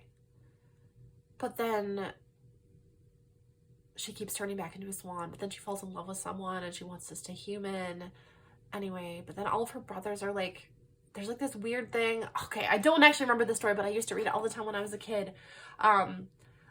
Read it. I think it's called, I want to say it's called like Rose Red, or, oh, dang it, do I even have that book somewhere? Gosh, you guys, this is so crazy. Like, this story is cool, and I'm like right by my bookshelf. Let me just see if I have it. Wouldn't that be kind of fun? It's one of the Grimm's fairy tales. Okay. I actually have the book for this one. Guys, this is like throwing me off. I wasn't prepared for this. Ugh. I want to be prepared. Okay, I think it'll at least tell me the name and then you can look it up, because like this is just a cool thing. What was it? The 8 of coins. German fairy tale, 6 swans. Okay, the 6 swans. All right. So check out the 6 swans. I think this is like an important story. Also, it's saying the Eight of Coins represents the long haul. You're in the middle of a project that needs to be completed. Yeah. Okay. So focusing, right? Focusing. This is what we were talking about. Focus on like the timelessness aspect. But in doing that, in focusing on, and this feels like meditation card, like in meditation, like focusing on that can bring you, like she's trying to save all of her swan brothers. I forget how, but she has to like weave all these things out of nettles, and it's like feels really painful, but she's like she's like doing it because she wants to save everybody. And if that's you guys, I think you want to save all of your friends and all of the people that you love, and so you're just working really hard to maybe get through your own shit so that you can do that even, and in the process you're also trying to help everybody else out. And so like I think you're being pretty hard on yourself, and you're working with some really prickly ideas and thoughts, and like look at this poor girl, she's all prickled up. She's all wounded from all this work that she's been doing. Okay, so if you're feeling tired, if you're feeling exhausted, if you're feeling like emotionally spent, because like no wonder, like obviously you're trying so hard. But I think that's not the truth of who you need to be. And I think that, you know, like maybe you think that there's a time limit on all of this, and that, you know, life ends, and that whatever happens at the end is you're gonna like not trust that you got what you needed to get done. So you're like frantically working right now, and then even as you're frantically working, you're getting exhausted. So I think just remembering that this is like a beautiful thing you're doing, and that it's not on this time limit that you think it is. Like this part is like what connects everything else. It's in the same bent as everything else. So just like remember that it's all in the flow, guys. You're getting there, and it's not like you're not even in control. Like you're not the one putting all these big pieces together theoretically, okay? Like you are just here living based off of your own compass, and that's like what you're supposed to do. You're not supposed to be in charge of everybody and everything and like know all the answers. That's not how your life's supposed to go. Like they'll be revealed to you as you go, like an unfolding tale. The thread will make itself clear as long as you're intuiting and being like attaching to the truth of yourself and your emotional truth. Okay, like that is going to tell you, like if you're feeling depressed and sad, like you don't need to stay there. It's not real. If you're feeling like hopeful and wonderful, that's what's then when you're feeling hopeful and helpful and at peace and at fun, that's when you're connected to the thread. Okay, that's what's gonna pull you forward. So just live in that space as much as you can. There's literally two different kings here coming out under the lover and the family section, so let's just talk about these. So the King of Swords is the king of ideas, the air king, so like, you know, Gemini, Libra, Aquarian type of energy. Doesn't mean those placements have to be existing, but they're definitely that type of energy, which is, like I said, social and communicative and partnery and like all that stuff. So unique little phoenix bird that you are here, King of Swords. Maybe your lovers are very social and are kind of piquing that social bit of you too, which I found was happening down here also in the security section. So just remember, like, this type of energy can like really help you kind of figure out who you are, I think. This learning about boundaries, learning about how to safely be in partnerships with people in ways that doesn't destroy who you are, in ways that like amplifies who you are and who helps you discover who you are. The types of people that you want to spend time with are the people who are going to make you feel like you are like on an adventure, like you are finding out more about yourself, okay? Like you are like continuing to expand. The types of people you don't want to spend time with are the ones that make you feel bad about who you are, and that are like, that like literally in your body you feel contracted or like not good around. Like that's not how it needs to be, okay? So get rid of that. All right. But over here in the family section, we have the King of Wands has this peacock.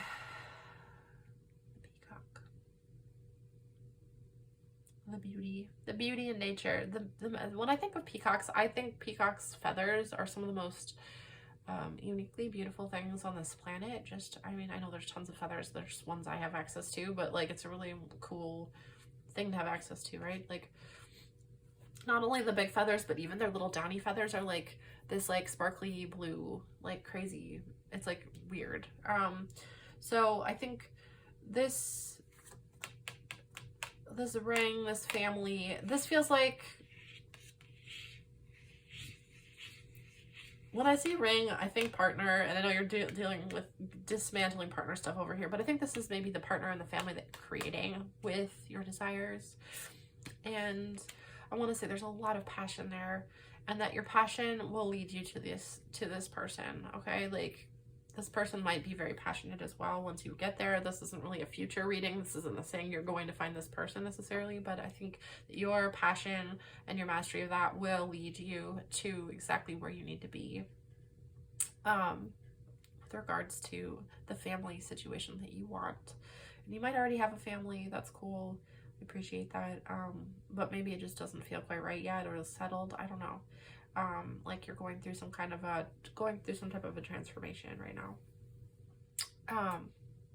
So I guess if that's the case, these lover people might just be like people who, I don't know, maybe you're flirting with people, maybe you're like trying out some unconventional sorts of relationships, and I don't know if that's good or bad, but whatever. I mean, like literally just being able to feel open and like your creative energy is moving.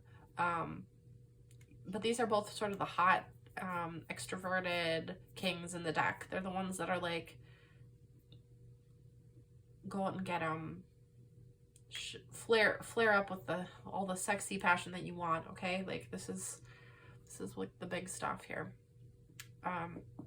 So maybe you're really attracted to extroverted energy. Yeah, I'm seeing that. Because we got 2 cups, we have 3 cups here. We have 3 coins here. These are the more grounded, like coins is like physical, literal, physical, manifested. Cups is intuitive, flowing. This is manifesting, powerful out there. This is decisive. This is cutting away, cutting through bullshit, okay?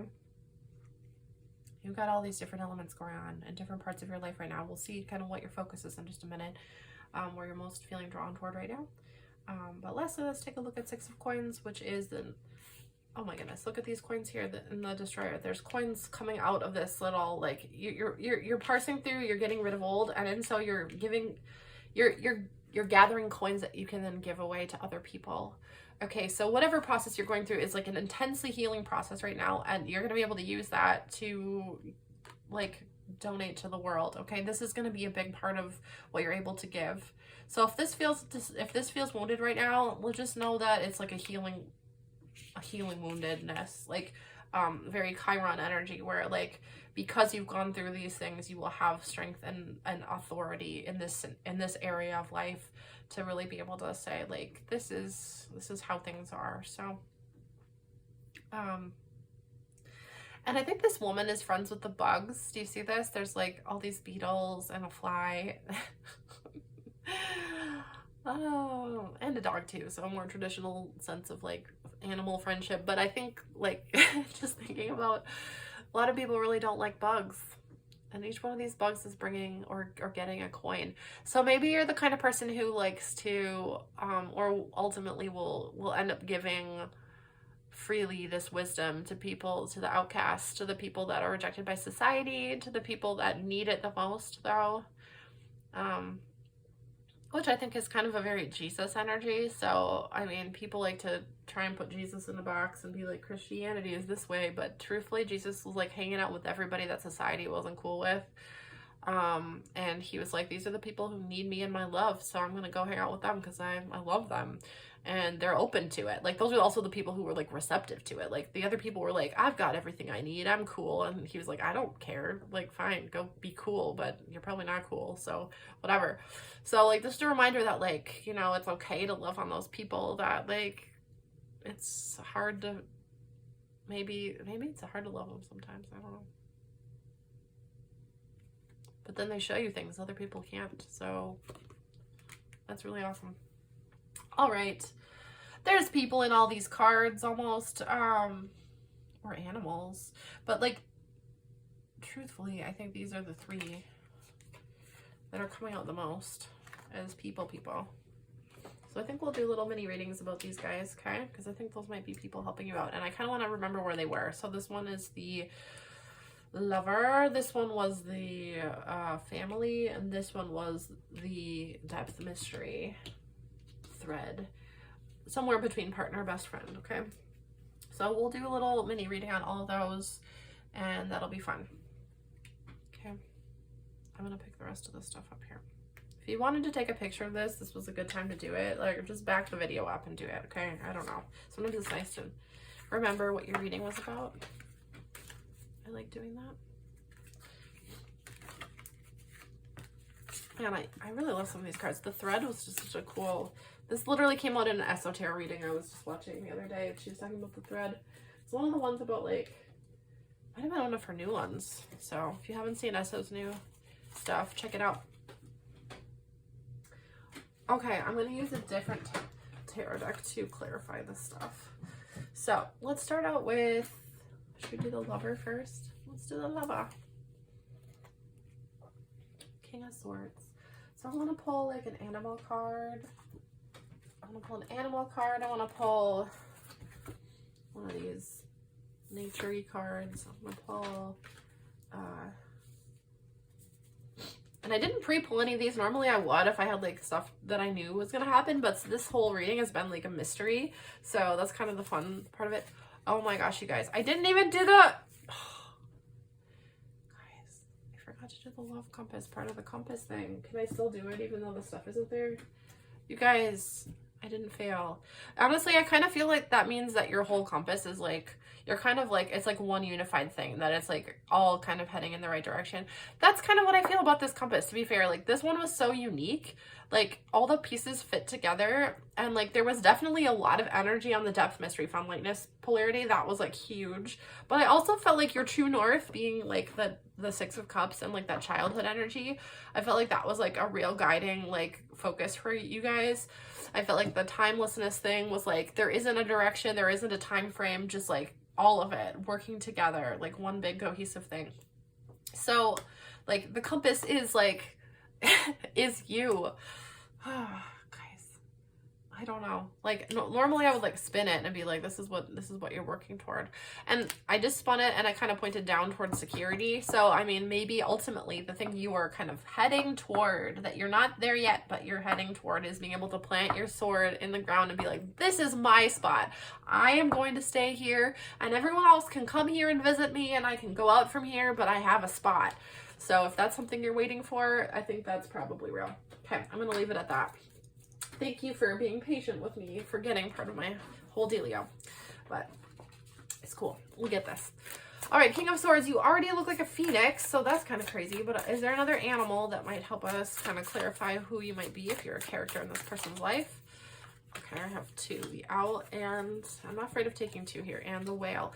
Is this literally the same exact thing? You guys, what the actual heck is going on here? I swear to God. I gotta shuffle these cards better. But like I was just shuffling. You watched me shuffle. They just popped out, right? I swear these were like the same two as the other reading. Guys, I don't know. The other reading had one exactly like this. So you know, you two might be connected. Like reading 1 and 2, you might both really, if you haven't watched the other reading, pile number 1, excuse me. Yeah. Okay, you're shuffled now. You're shuffled. You're scaring me. All right. Let's do a nature card to go along with this, sort of like a thematic card. So we can maybe figure out who this might be talking about. This is too many. Sorry, I'm not taking 5 of you. I only have so much space here. I gotta do some tarot cards too. Gosh. Anyway. Oh my gosh.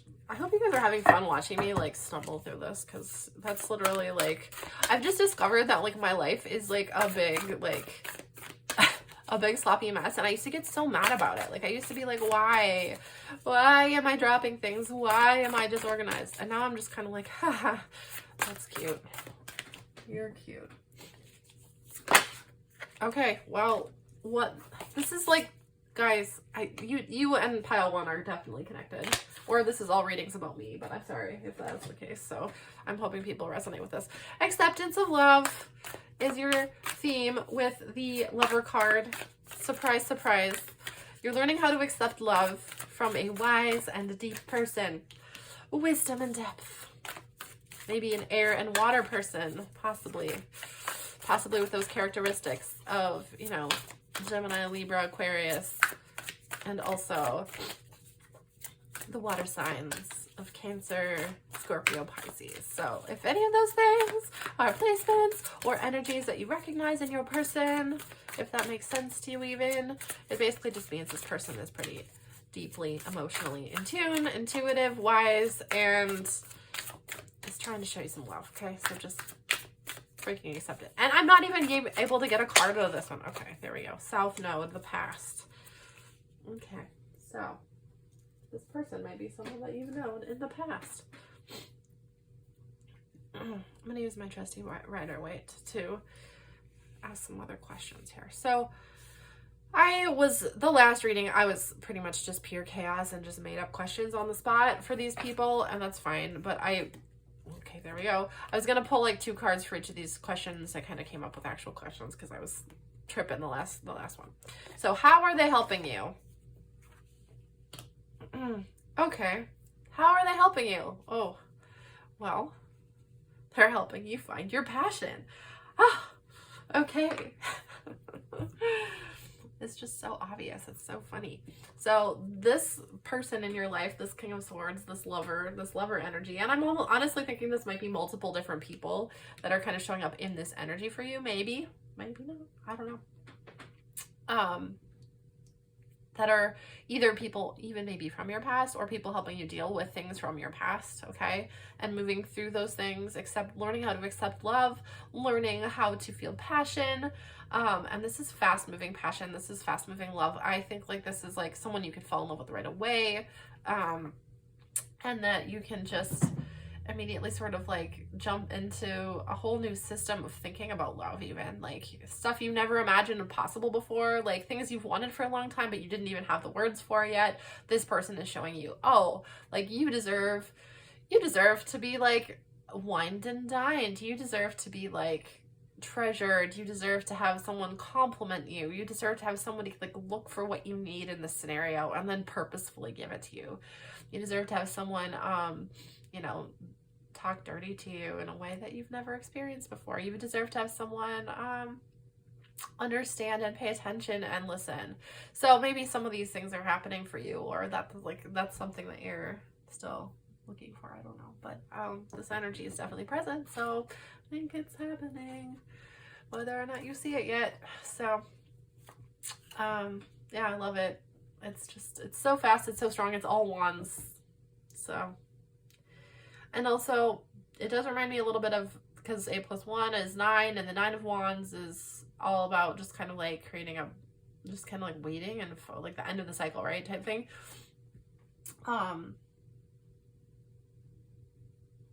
So maybe they're helping you end your old cycles and the cycles of the past. Maybe this person really brings up stuff from your past that is like stuff you need to, that you didn't realize that you still needed to sort of parse through, right? Like old energies that you've been like using to attract new people that hasn't been working for you. So this person might be just clearing it all out, just like so fast.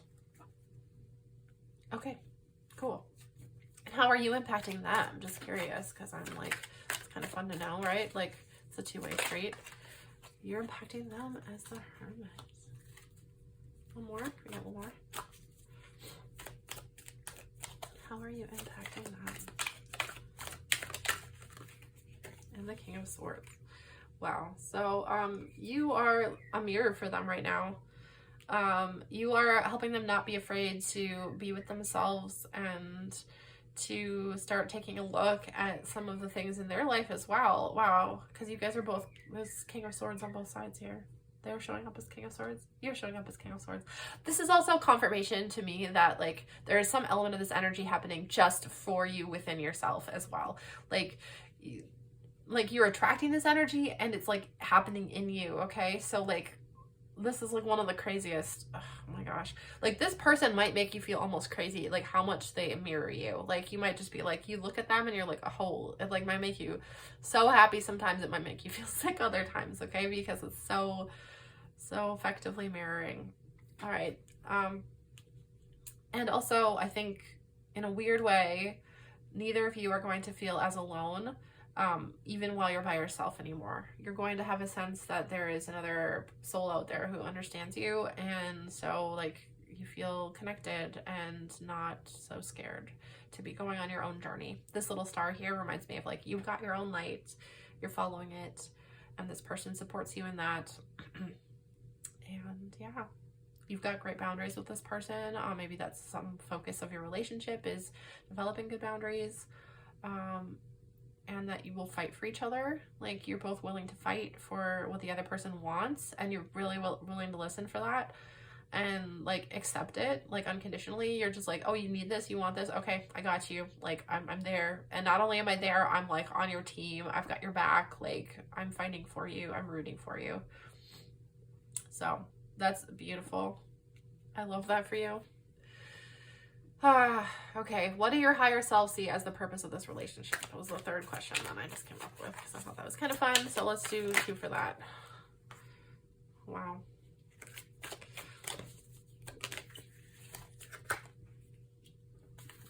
Oh my gosh. Okay, well, I don't know if you're seeing the humor in this, but the King of Wands came out. That was like one of your other cards, right? Like, yeah. That was your family card. So, and this is a card about like legacy and family. So I don't know. It looks like this person wants to be part of your family, part of your legacy long term. Your higher self wants that for you. So that's pretty nuts. I love that for you. Yeah. I don't even know what to tell you. Legacy, family, building a life together, King of Wands, passion, this Wands thing we were talking about, you know, ending the old cycles of things so that you can have the full expression of passion. Okay, guys, this is so precious and such a mirror, and I love it for you. And yeah, I'd say keep having fun with it. It's supposed to be fun, okay? So just enjoy it. If you're taking it too seriously, I would say just stop. And if it's dragging up a lot of stuff from your past that really hurts, try and tackle that with as much lightness as you can, because it's just life, guys. It's not that big of a deal, okay? It's just supposed to be fun. So, all right. That's my message for you from that guy. King of Swords, the Phoenix. All right. I don't know. I don't know what else to tell you about that. It's just kind of a lot. So we'll just leave you on the side. And we'll go to the King of Wands, which now I'm wondering if it's going to be like the same person. So we'll see. And I'm going to mix these guys up because they are cool, but wow. Just wow. Okay. I gotta put you all back so I can take you all out again. Putting you in the middle. Okay. We're reconfiguring. Okay. Putting these guys back too. So I'm gonna shuffle all these in front of you just so you believe me that I'm not like purposely just like pulling the same stuff. Does this ever happen with you guys? You read your own tarot? Do you have like cards that pop out same all the time? Sometimes it happens for me like that. Okay.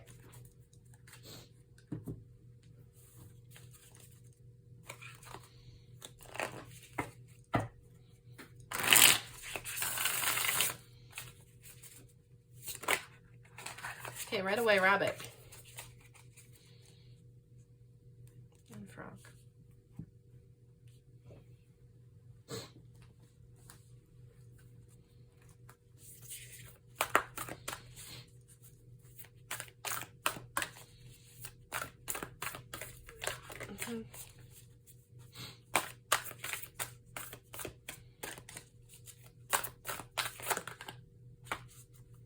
There was a lot of cards there, but one of them was keep your dreams alive. So that's cool. Contemplation and make a wish. And keep your dreams alive, apparently. And do we get an astral card for this? I don't even have space for you, astral card. Where am I going to put you? I don't know.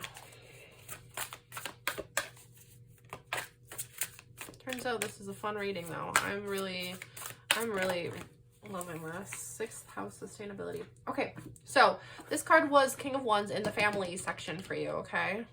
And the things that are coming out are contemplation, sustainability, make a wish, and then this frog rabbit. Okay, so I feel like this is a quieter energy than the one we were just looking at, even though the other one was deep and quiet as well, but this one's kind of light and quiet. Everything feels very like floaty, barely there. These two animals both feel like very quick. Maybe a little nervous.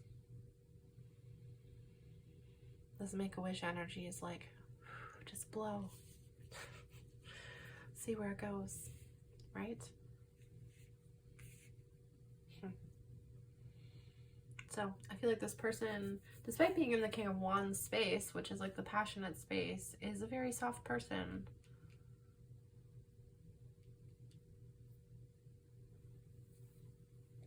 And let's find out how they're going to help you. Or how are they helping you?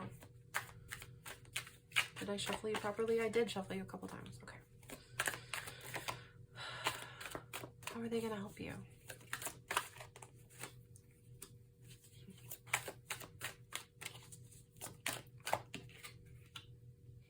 More Wands stuff. Looks like this person is going to help you with your burdens. And they're going to help you fight the battles that you're fighting.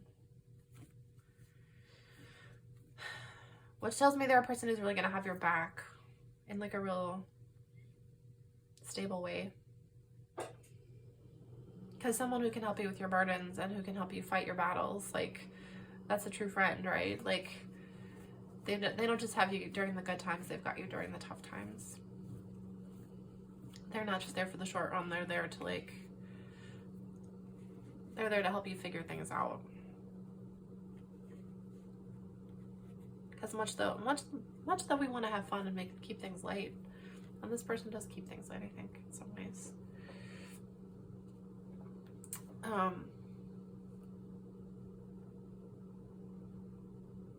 When you really need someone, you want them to be there during the hard stuff. So, yeah. How are you impacting them?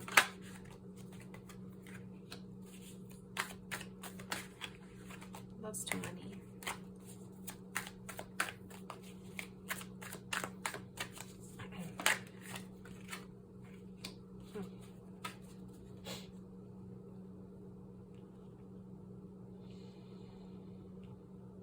Maybe you are encouraging them to pick up their sword and go out and fight. And maybe you're encouraging them to save their money.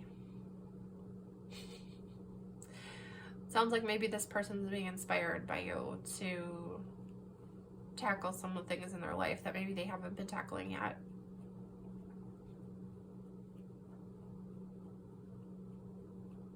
It sounds like maybe you're not ready for this person quite yet, but they want to get ready for you. Okay. What do your higher self see as the purpose of this relationship?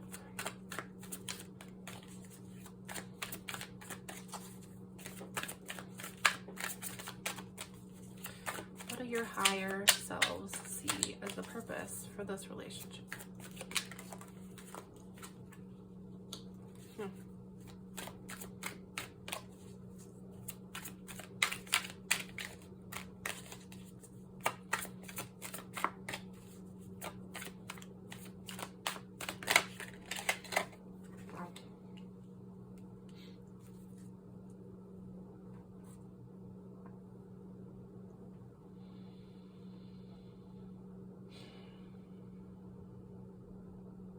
I see this one.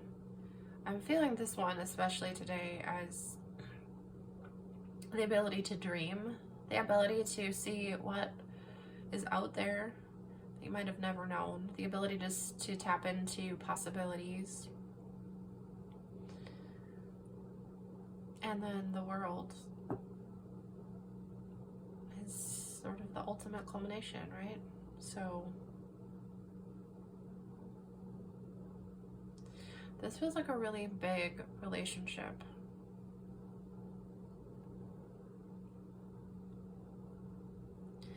And this might be a relationship that doesn't have like, that doesn't have a,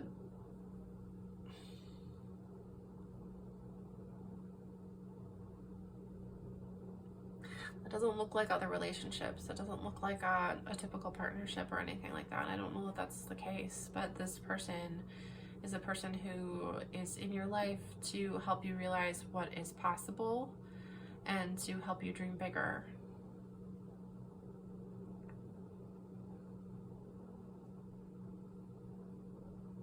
Yeah, that's really it. I feel like very quiet right now. Like I felt super like jazzed with the last one, and this one I'm like, I just feel like sitting here and I don't feel like talking. I just want to sit here with you guys and just stare at these cards. And I think that's like literally contemplation, right? Like I think making a wish like is going to require for you guys to be very quiet. And maybe that's something you're not always very good at, but maybe thinking about this person, even just thinking about them, might give you enough peace of mind and enough joy internally to get to that quiet place and to remind you of the dreams that you have, because I think this person might, whether or not you know them now or you knew them before or you've yet to meet them, they are a person who it seems like really inspires this type of dreaming, the big stuff, the stuff that feels like vocational, like life purpose. Okay, things that you can sustain throughout your lifetime. I think that's this person's purpose in your world, is to remind you of those things. Whether or not you ultimately get to make them happen with this person, I don't know. I mean, they're in that family zone, but I mean, I think they're also there because it's like the type of person that you can't get away from. Whether or not they're an actual member of your family or like it's just the type of person who's like, there's no way that you could ever be like, I don't know this person. Like even if you haven't talked with them for forever, like they're part of your heart. They're part of the original material that your system is made of. Maybe they're even a good twin flame or something. Because this has that type of energy where it's like,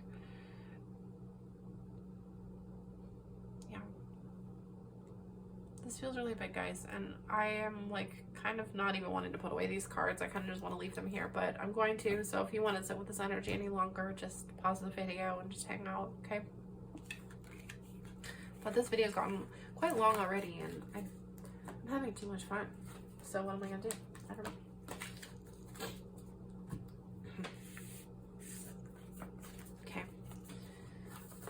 Cards away because we got one more to do still. Yes we do. Hope that you and I can have some fun. Okay, let's just mix these guys up. So the last one that we are going to talk about, and this one, I'm wondering, this one came out in such an interesting place in your reading. I'm wondering if it's like an aspect of your higher self, even because it was in your depth mystery zone, and I was assuming all these characters were like going to be people outside of you, but maybe this is your higher self, maybe this is a guide of some kind, who you're like an angel or a spirit guide. I don't know about all that stuff very much, guys. When I talk about that stuff, it's like I'm just like saying words half the time, and I'm like playing around with ideas, and maybe that's fine, but like some people know about, like, have like a real concept of what all that means. I don't know that I do. So you can take this how you want, but let's find an animal that might represent this character for you. Holy cow. Okay. Wow. This is funny.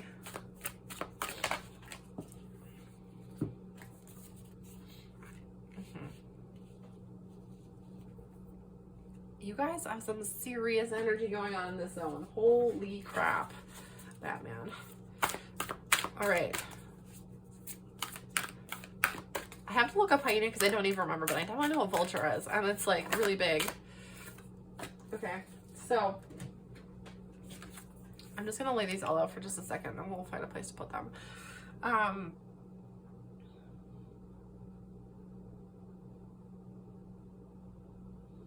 Yeah, this feels like a guide or someone that, possibly someone in your life, but like that's meant to help you clear out the old junk. That's trying to help you make space for new stuff, okay? And that's really engaging with the way your thought patterns and getting rid of old thought patterns that go all the way down to the depths of who you are, okay? I'm seeing this as like a way that you're connecting with that, like this person, this guy, this spirit, whatever. So maybe birds are super important, and you see a lot of birds, okay? But this person, I'm just gonna call it a person, wants you to find beauty in your life, wants you to know that love does matter, that love is there for you in all the aspects of your life. So if there's parts of yourself you've been cutting off from that, it wants you to know that in all the parts, all the dark, weird parts, okay? And I'm gonna look up hyena real quick, because like I said, I don't really exactly remember what that character has. I don't know if I've really worked with this one yet.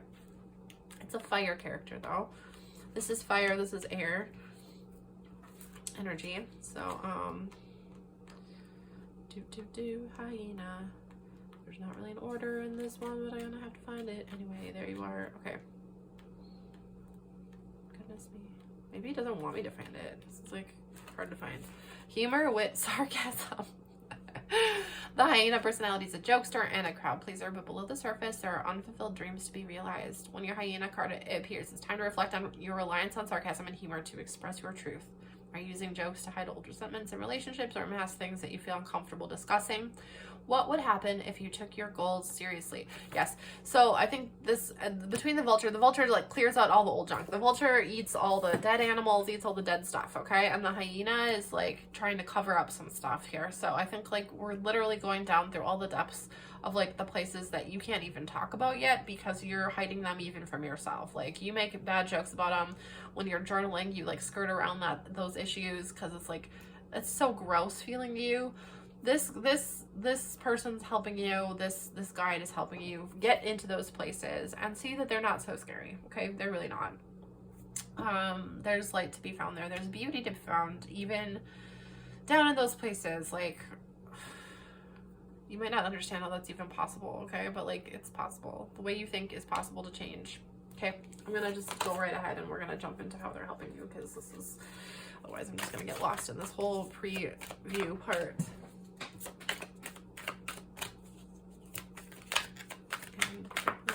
Okay, here's two. Oh, how they're helping you. Oh wow, the Hermit and the Sun. Okay, so they're bringing light to your path. They're helping you find your own light. They're helping you get back to your little child self too. Look, you can be the child in the sun. Here's my little sunflower. It's time to wake up, sunnies. We've got this just like a little wake up call, okay? Like you, and this came out again for the first character that you were, right? Like, yeah, like to be comfortable being alone and by yourself is actually like huge. And like to be comfortable with like all the parts of yourself gives you that inner peace, that ability to like walk with your own light. So if you're walking at night, you've got your own light. If you're walking in the sunlight, like, I don't know, it's all about lighting, okay? Like bringing light. These characters seem super dark, right? But it's like going down to the depths in order to bring light to them. So I love that. How are you impacting them? Good question. How do you impact them in turn? Holy cow. Well, you bring them so much joy. So much joy. Oh, you are like, they just love you. Okay, that's the only one I'm getting. That's the only one we need. There's just pure joy. That's all. Like if they're there was like a picture to be painted of happiness. In fact, it's really funny because long before I knew tarot, I drew a picture of like what my happiest moment would be, and it was like me and like making pottery with some partner standing behind me and then there was a river and there was a house and there were kids playing by the river. It's like I literally drew this thing, and yeah, of course we all want joy, and this is what it looks like in this picture. Okay, so they're bringing you you're impacting them by showing them that joy is possible in this world. So and they want you to get there 100%, and you are getting there alongside of them. Okay, so what do your higher selves see as the purpose of this relationship? This might be your higher self actually, so the reversal of that. Okay, the reversal of the holy crap. Okay, should I take all these? This is a lot. I don't really want to take all of you. Can I get one more that's like a little more concise? I don't have time for this. There's only one more space. Okay, or maybe it's just this, honestly. Oh, one more. Thank you. Okay. So the purpose of this relationship, higher self, is to get rid of your anxieties. Okay, it's to take these moments, these usually these dark things that come up for you in the middle of the night, are getting cleansed out of your system. Okay, like, because you don't need them anymore. They're like, you think you're waking up in the middle of the night to solve problems, right? It's not. You can't solve any problems in the middle of the night. Just go back to sleep. Okay. Anyways, so and one way to clear that out that I'm seeing is to embrace your passions. So yeah, embrace those passions, young grasshopper. The purpose of this relationship is to help you embrace your passions, your true passions that will knock out all the extra anxieties, because once you're focused on what you really need to be doing anyway, like none of the rest of that stuff will even matter. Like, you will be living your best life, you'll be bringing joy to all those around you, and you won't be questioning in the middle of the night if you are secretly hurting people by your actions, because guess what, you're not. Like, even if you are, it's like you're doing part of this clearing out for them too. Like, all those anxieties you have, if you're feeling the pains of being a prickly person sometimes, you are doing the work as well. So just know that you are part of the garbage system as well as part of the lighting system. Okay, like, everybody needs to take out the garbage, everyone needs to clear out old junk, and that's just as important. So I think this is all I have for you guys. This is super intense reading and I just loved it. I had so much fun, and I thank you so much for letting me do this reading for you. I hope you enjoyed it. If you did, will you just leave me a thumbs up, and maybe if you're inspired, a comment, and you know, if you want more of this, please subscribe to my channel. That would be wonderful. I'm so psyched that I get to play with you guys. So I hope to do it again soon. Bye, Pile 2. Be loved. Hi, Pile 3. All right. If you chose the citrine point, this is going to be your reading, your love compass reading. And I'm just so excited because this has just been a really cool thing. This is going to be the third time I've done it now. So we're just going to go ahead and take a look at what we're going to be talking about today. And I will just kind of walk you through the love compass, and then we will get into it. So I just made this thing up, and I just think it's kind of a fun way to like look at where you are at in your life with love right now. And then let me just explain it. So, the compass points are, the two axes that I created are freedom on the top and security on the bottom. So those are like two polarities that maybe we kind of live somewhere in between, and when we're in our phases of love, like maybe we're exploring more, or maybe we're more grounded, depending on the part of our life that we're in. So this could show us kind of what direction we're kind of facing right now, or what energies are in those different areas.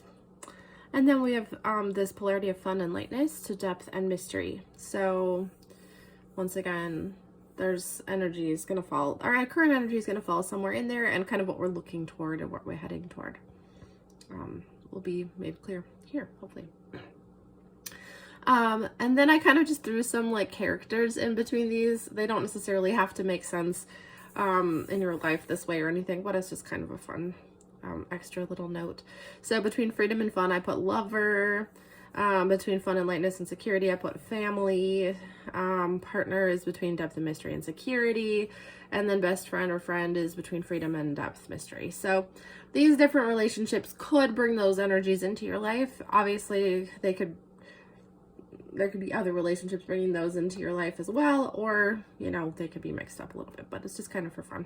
So, and then after we're gonna like map this out for you, and then we'll take a central energy based off of the bottom of the deck energy, and then we'll pull a tarot card for each of these with your tarot deck, and then we'll interpret all that, and based off of what we find in the tarot deck, if there's characters in the tarot deck, we'll kind of pull those guys out and do separate little readings to see if those are people in your life and how they're helping you, how you're impacting them, influencing them, all that stuff. Okay, so that's kind of the method of this reading. Let's go ahead and jump in. So we're going to be using this deck for the basis of the love compass. We're going to start with the top one, freedom, and we'll work our way around. Okay. And because I'm shuffling live for you guys, I'm going to just take what comes out here. Okay. I'm hoping to get just one card for each.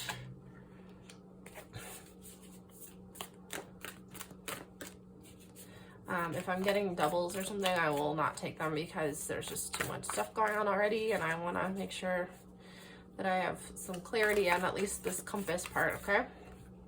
So for this part of the reading, we're not going to take multiple cards or anything, which sometimes I might do. Oh, so for instance, there's multiples. And sometimes when I start talking about multiples, then they start coming out. So let's just say we're wanting single cards here. And we're creating the different points.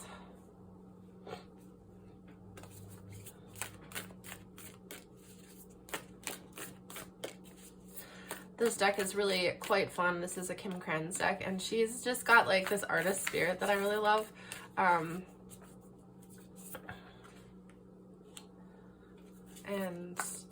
I've just been really liking working with this deck, especially when it comes to this type of reading. So,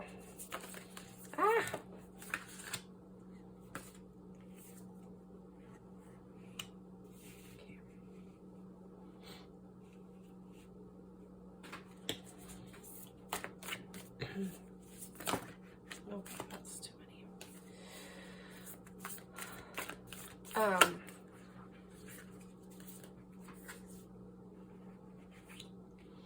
We're just going for this here.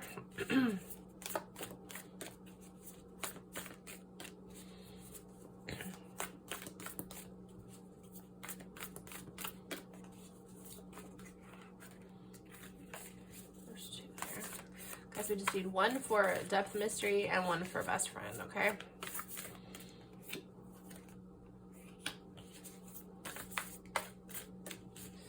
Best friend energy. What is it?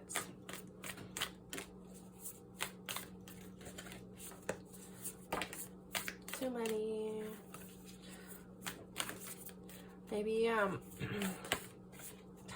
it. And once again, I feel like you guys have a lot of friends or something. There's a lot of cards wanting to come out here, but not just a single one. Unless this is it, we'll go with that. Okay. All right. And then the bottom of the deck is the Pilgrim. Okay, guys, so I haven't even hardly said anything about any of these cards yet, but right off the bat, I was like, you guys are just having a huge energy here. Like, Anima Mundi, like Kairos, you just started off with just like this, just right out the gate with like really big energy. Okay, so,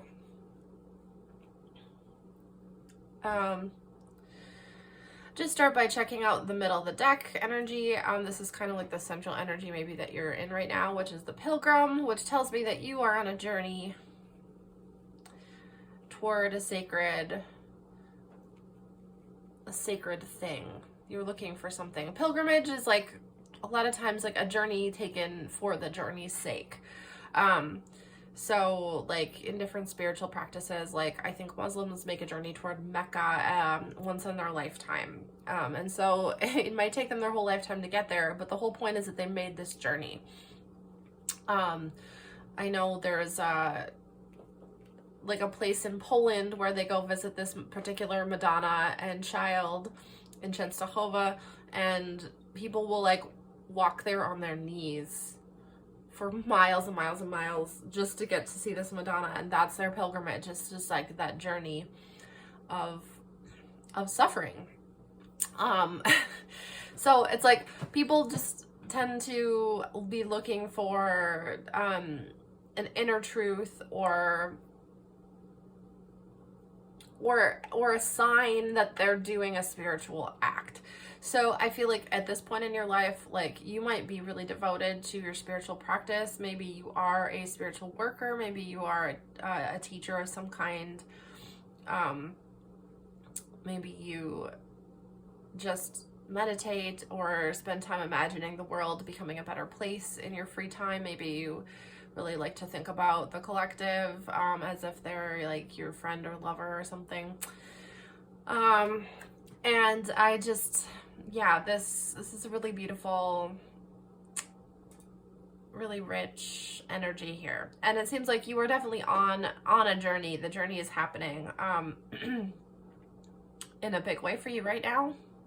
So congratulations. And if it feels like you're in the middle of it and it's rough, like still congratulations. I feel like you're the kind of person who can maybe embrace the challenges as part of the whole thing. And if we can support you in any way, I just want to say thank you for doing this. I think you're really helping us all out. And I just really love that you are gifting this part of your life to a spiritual practice. So if this energy feels like it's resonating with where you're at right now, this seems very specific to me. So it might not apply to everybody. Or maybe you're feeling that journey kind of feeling in your life in a way that's maybe a little bit less intense, but this is a pretty intense group. So I think if this energy is going to resonate with you, you're going to be like, you're going to know. Also, some of these cards might just like, you might just kind of get a good vibe from them or understand something about them. So let's start talking about the different pieces of the compass itself. So the freedom up here with Anima Mundi, this is the last card in this deck. So it means like the soul, I think it means the soul of the world. Anima, or like the spirit of the world. It reminds me of the world card in the tarot deck. And as you can see, there's just like a bajillion symbols going on in this card. There's all sorts of different astrological signs and a bunch of gems and pearls and hands and eyes and sort of a bunch of the different symbols that maybe have been throughout this entire deck. This deck is kind of full of that type of imagery, so it's all just kind of like in here in this like little wave pool, which this reminds me of my channel actually, with all the like the wishing well kind of thing. So I almost imagine that like maybe this journey that you're on is toward freedom, is toward the freedom not just for yourself but for the whole world. That maybe you're taking this journey as sort of like an act of releasing your karma in order to better the karma of everybody, which I don't know that many people think like that these days. I feel like that's a very specific and intense, almost like old school spiritual journey type like level. It reminds me of some of the big teachers, like, you know, the spiritual leader teachers that we think of. So, I mean, if you're looking for confirmation that your intentions or your heart are in the right place, like this is saying that, look, you're looking for the good of all.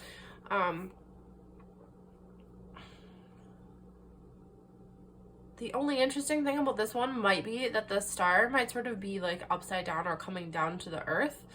So I'm wondering if that energy is trying to ground right now. Like maybe that the journey that you're on is trying to ground this deeply, this like super intense, high level, high vibration energy into your physical a little bit more. and that's where you're going to find the freedom. Oddly, you think you're going to find the freedom by expanding your mind and your spirit more, but oddly, like, you will find that as you ground more into your body, into your daily realities, into those, like, I don't want to say the practical things necessarily, but like as you are like more aware of those things and like just spending time with them quietly, like maybe you just ignore them right now because it's not very interesting. And I would say maybe learning to appreciate those things as spiritual things, as being filled with the same amount of potential as those grand ideas, as those expansive thoughts, as those, you know, trippy journeys you might be taking mentally sometimes. Just knowing that grounded nature of that stuff is a way to get deeper. That we're in a body for a reason. Like I've heard this before, and I like this idea that there's like souls waiting to come down to earth. There's like a lineup. Like we might be like, why earth is so rough, but like the tangibility, that's not really a word, but you know what I'm saying? Like the amount of like matter, like literally things matter here. We are like made of like more intensely condensed energy than most things. Like matter is energy, and so like all these energetic ideas that are like out there, like they're real, but when matter is like this condensed into like something we can like feel, like that's a special level. Being in this universe, being like incarnated into a body is like a very special level. So I feel like I'm talking about big things, and I'm hoping you guys can relate. If not, like just take it for what it is. I don't know, I am just kind of going here, so I appreciate you for listening. So anyway, I think this is a big deal for you right now. I'm seeing it kind of coming down this way. Like you're like, maybe it feels like you're even crash landing a little bit into your body still. And to find ways to make that comfortable. Like maybe you're experiencing a lot of physical discomfort or pain, that type of thing. So maybe, and honestly, to be able to reframe that type of energy, that very intense to the point of physical pain energy, to be able to reframe it in a way that is like, this is literally like you just experiencing sensation. Like this is the feeling of being a feeler. This is what reality is made of. Like you are getting the deep cut of it right now. And to like sort of in a way be grateful for that, because some people never feel things that intensely. I don't know. I haven't necessarily undergone that level of, well, whatever. I'm not going to go there on too many personal levels, but I know like when I've had my heart broken before, like it sometimes feels like I'm more alive in certain ways for a while. Like it's like I'm more sensitive to all those emotional things. And I think similarly you could be more sensitive when you're sick or not well into those more physical things, and even more honestly sometimes you get to a deeper spiritual level through those processes. So if you're going through that, I feel for you, and please don't despair that you've done something wrong. I think this is really a gift. Really a gift from the universe to teach you about experience and to teach you about the depths that your ability to sense, like what that really means, and for you to be able to like have the ability to reframe it. Like if you're taking that as like a punishment or as like a bad thing, it's going to hurt more. If you're taking that as like a gift or as like somehow a way of being loved, or like a way of like learning to accept love because maybe you need to be taken care of right now, like please just accept that is love, and that love is trying to get into you, okay? And that like you can let go of any judgments or any negative feelings surrounding this issue, okay? If that's something you're going through right now, I really hope you can feel that, because there are depths here that are waiting to be explored, and they're right there with you right now. And that's all I can really tell you. So just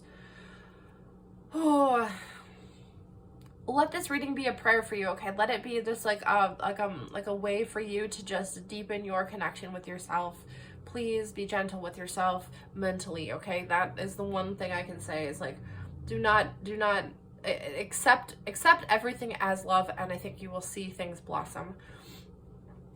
Okay, let's continue. I would like to go to the opposite side right away. I've kind of done this differently in every reading, but I just feel compelled. Let's go down to the security section here. So here we also have the Poet upside down. And the last time I read this card this way, I was taking it as, you know, maybe you are a person who sees symbols and who like talks in almost mysterious ways or thinks about mysterious things like so much that it's hard to communicate with other people in a straightforward manner.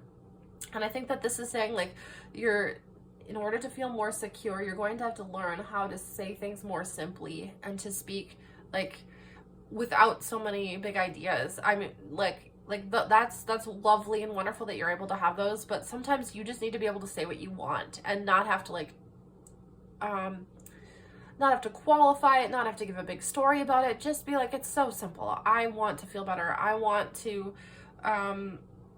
ice cream. I don't know, whatever the thing is you want, like just like I want this type of pleasure in my life. I want you to talk to me like this. I want like to be able to ask for the things. I think this is like, I think for me it's about communicating more directly and not getting lost in the poetry, which is clearly in your life. Like it's not going away, okay? Like you don't have to stop being a poet. You don't have to stop. But I think but you being able to communicate, especially about things that matter to you, is going to help you feel like you have people around you who can help you, because I think you might get lost in this whole spectrum and not ever really be able to just clearly say what you need, okay? So yeah, that's all I'm seeing right there, right now. Also, I do think you have this energy of the Poet very strongly, so yeah, but interesting. This whole thing is pulling you down into security, okay? Like everything is pulling you down into your reality, into your body. If you're trying to run away from it, please stop trying, okay? Like that is, and once you accept and release, everything is going to change, I think. So, all right, let's go over to the fun and lightness side. And the womb. The womb is your fun and lightness bit here. So, I've taken this a few different ways, but the fact that it's also pointing outward tells me maybe you are you are creating a fresh space to bring life into the world of fun and lightness. Okay, so right now you might not be, I don't know, maybe you are feeling this. Maybe your sense of humor is growing right now. And your ability to inject the world with like very unique, original forms of humor is coming out. Okay.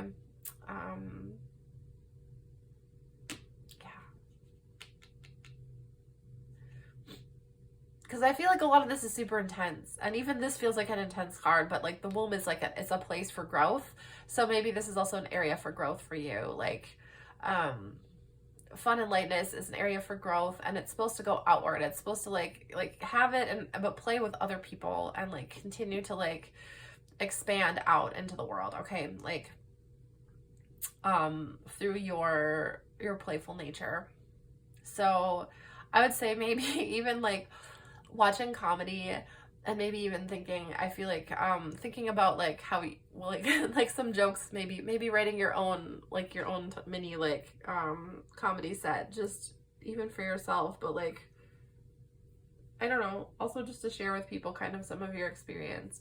Taking the darkness, a lot of comedy involves taking like, you know, those tough situations and like finding the slice of it that's just like hilarious. So I think you can find some real deep humor in what you've been going through, and that might be a real healing thing as well, and taking you out of your pain levels if that's something you're dealing with. So yeah. On the other side over here in the depth and mystery, we have the self. Okay, so yeah, you're getting to know yourself more and more deeply, as we all are, but wow, it's like focused on that right now, and this like these rays coming out. I think it's interesting that these cards are kind of tilted the same direction, the gem and the self. this being partner energy here. It seems like you are on a journey, and all these are kind of pointing toward your little gems over here that we, like the selenite heart and the gem that you picked for this reading. They're all kind of aligned here.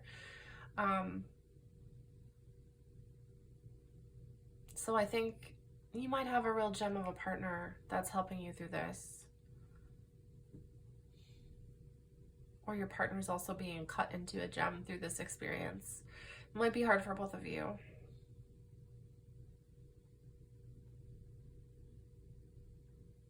But you're learning so much about each other.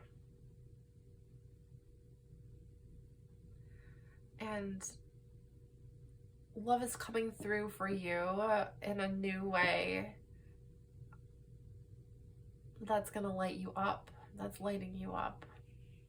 This pearl in the center here, this gem here, those are both jewels, right? And everyone loves to wear a jewel because it's a reminder of beauty in the world. And I think you guys are being made more beautiful right now. You're being cut into the gems that you are. Like, look at this. Look at these facets here. This reminds me of the gem as well. They're kind of just like, both of them are faceted. And the gem right now might be feeling like it's kind of in the middle of this black and white world. Like things might feel dark right now. But just know that there's a brightness being crafted. Much like I always just think every year when I plant my flowers and I spend all this time getting everything ready, and then all I see is dirt. It's like everything is dark. Everything is just this black dirt, and it looks rich and it looks fertile, but it like literally looks like nothing. But from that dirt and all those seeds that I just spent all this time like working, I spent time working the soil, adding more nutrients to it. Like you're in this process right now of like being in this nutrient rich soil and you're being planted, okay? Like, or maybe you're like in the thick of all the manure and everything, even like you're getting your area ready, okay? But then once all this stuff starts growing, like this energy is gonna be shining out into the world. And if you don't feel that already, it's coming, okay? Like that is your growth trajectory. So like just be patient. And by patient, I just mean like trying your best to love where you're at in this moment, okay? Because there are things to love in this moment. Love is shining through for you in some way, whether or not it's visible. And it might need to use your inner eye to see what's even happening with that, okay? So, all right. Well, I accidentally talked about this card, but let's go over to, let's go to this warrior card. I feel drawn toward this one right now. So this is the card of family. So, yeah, it feels like maybe if you have a partner, look, this is another rainbow card. These are the three kind of going all these different directions. Maybe this partner is feeling aligned with you right now. Maybe this family is kind of more aligned with this womb energy. So maybe you don't even, I don't know. This could either be like you have kids or other family members who are fighting in the same cycle with you. They're fighting.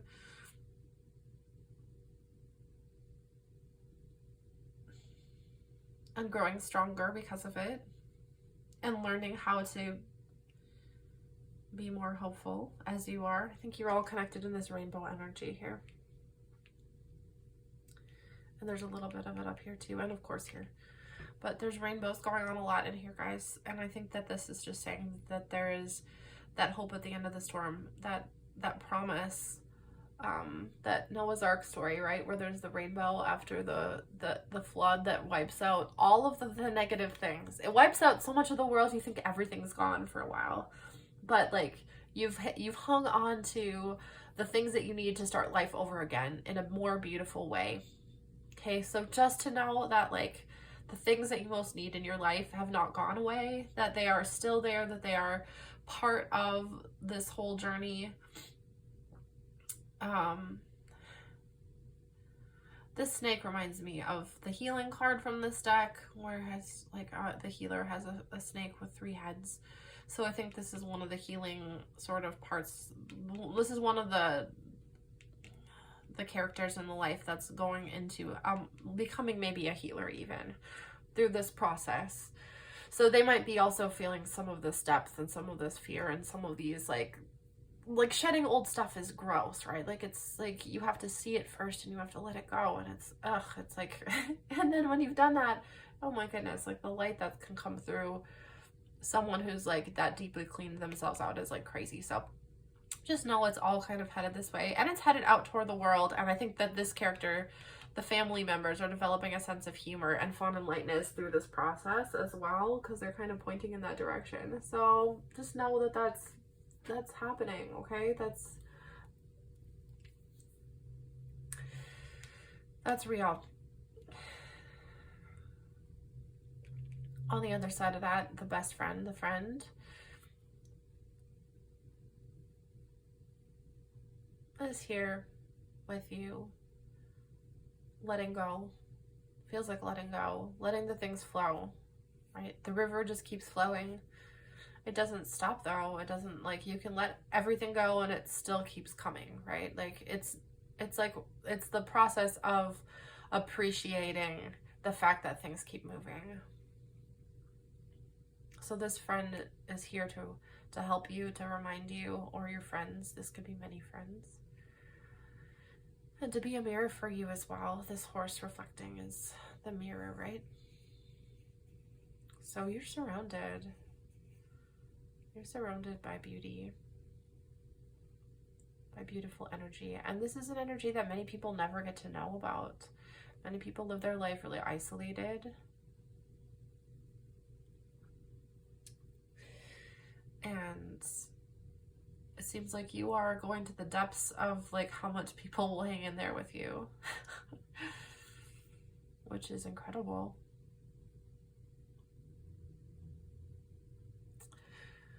Over here in the lover section, we have timelessness.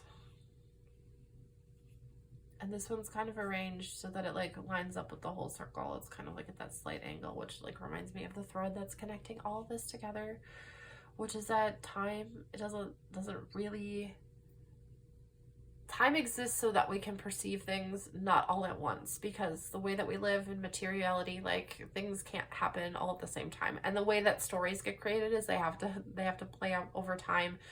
But time isn't like a factor in the same way that we perceive it. Sometimes we feel it like a limiter, or like it can be a container for us to experience things in, right? Like it's just a way for us it's like a vessel to hold an experience. Like here in this moment you have this, and so like in any moment we can look into that timeless eye and see everything, if we're able to do that. Okay, this eye kind of keeps coming back here, here, here, here. So looking, our perception, our way of looking at the situation is what's going to bring us freedom. That's what I'm saying. This all being up here in the freedom and lightness area. Okay. Like if you're looking to expand on that, like I would say, keep changing your perception, keep finding things and people and new ways to influence that perception. Like sorry, I'm kind of sick as well. If somebody, around you is bringing you energy that is dark and negative, I would say like find a way to not care as much about it, or to try and get away from it. If you're not able to do that, like honestly, sometimes there's subtle shifts in the way you communicate with people that like can really flip the script a little bit. So just being open to those ideas, thinking that you're not stuck in one mode with any one person. Like you might think you know them 100%, but people are different with different people. Like you can just develop a way of being with a certain person, and like maybe everybody kind of sees this person this way, but as soon as you twist like a little bit, like there's like you can just adjust slightly the mechanism that you're using to perceive this person. You can be a catalyst for change, if not for that person, at least for the way that you interact with them. And I guess I've witnessed this with different people. It's not to say that everybody gets stuck in certain relationships thinking that this person is just this way. And you know what, like, if that person's really not going to be good for you, I think like you continuing to shift your perspective will kind of kick them out of your experience eventually, because they just won't be able to, they won't feel comfortable hanging out with you, being around you, if you are like not feeding into their cycles of negativity, or you know, all that, like the patterns that you don't want to be a part of. If you're just not feeding into them anymore, that person's eventually gonna, like, if they really want that pattern to continue, they're gonna go somewhere else so they can continue that pattern. And in that way, you can kind of attract better energy into your life. So I really hope that you can just be aware and surround yourself. At least I hope you have certain people in your life that have a perspective shifting superpower, that they can kind of help you out with that, okay? All right, so I'm going to start pulling tarot cards to kind of give us a sense, a deeper sense of what these are. This is, before that happens, I'd almost take a picture of this if I were you. This is just like a really beautiful spread, and I really like, I feel like you guys are doing some big magic. Oh, and I say big magic a lot, but like, I really do think that this is like, it's really important stuff you guys are doing. Okay, so, oh wow, yes, oh my goodness, this is what that's, okay, we'll get around to this. We'll get around to this. Mm-hmm.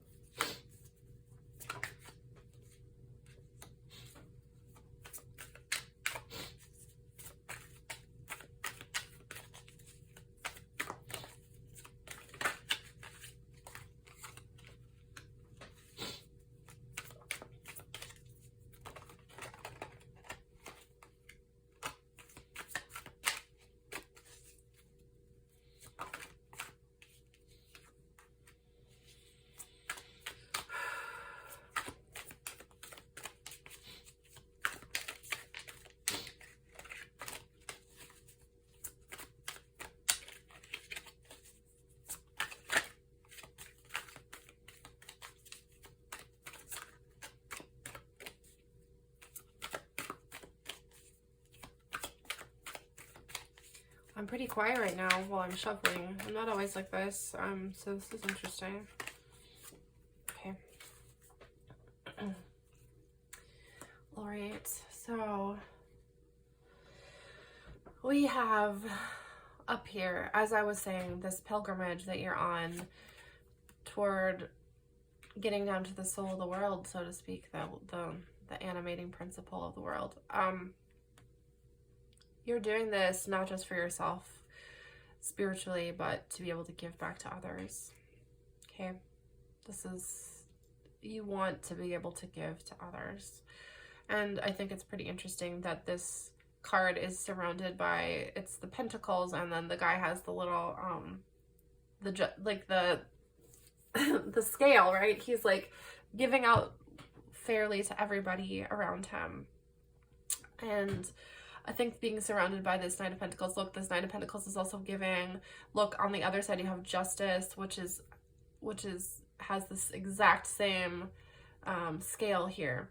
So I think this is like a really, this is the North Star, I guess, of this compass, is that you are going to be giving back to the world, and you're going to be surrounded by people who will help you do that in a way that's really just and really consistent.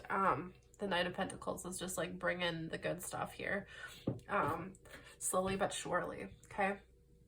And the Justice knows exactly what is needed and what is deserved and what is right, okay? So there's a sense that things are going to be done properly, done in due time. Like that time will show what time needs to show, because it's in this timeless zone here. So that love will show its face in time as well. That the love of this world, you will know it. Okay? It's coming. On the other end of this polarity here, we have this feeling of lack it's funny, this is the one right before this. So in your area of security right now, it seems that maybe there is that feeling of being out in the cold. Like there's not a lot that feels secure right now. And that things are being sort of dumped out, right?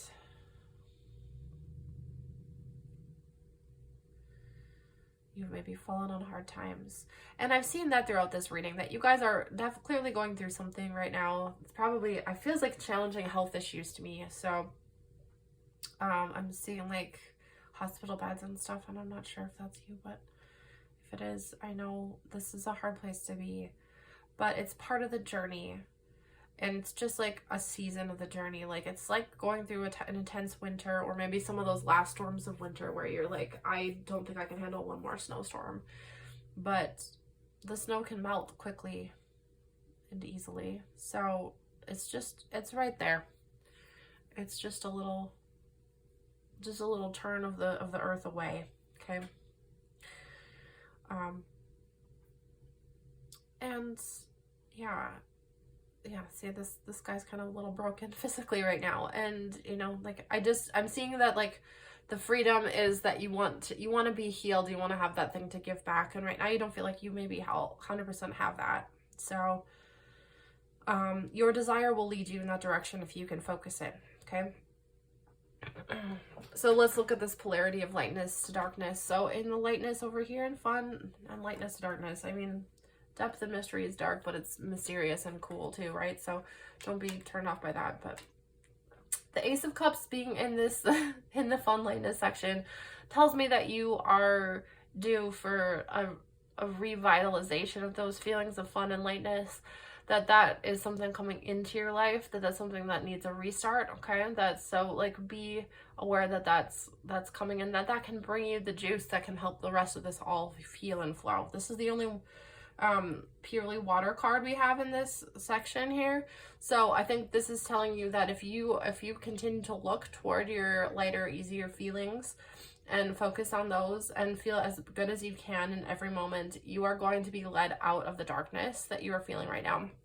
And interestingly, I'm seeing on this other end of this polarity, this Devil card in the area of yourself and of depth and mystery. And I think you are really struggling with some of the darker sides of what you feel, and the darkness that you might feel like you were chained to the devil, or you might even feel like the devil itself, okay, in some ways. And you know what, we all have those we all have that part of ourselves that is mischievous or devious, or like wants what it wants and doesn't care about anybody else.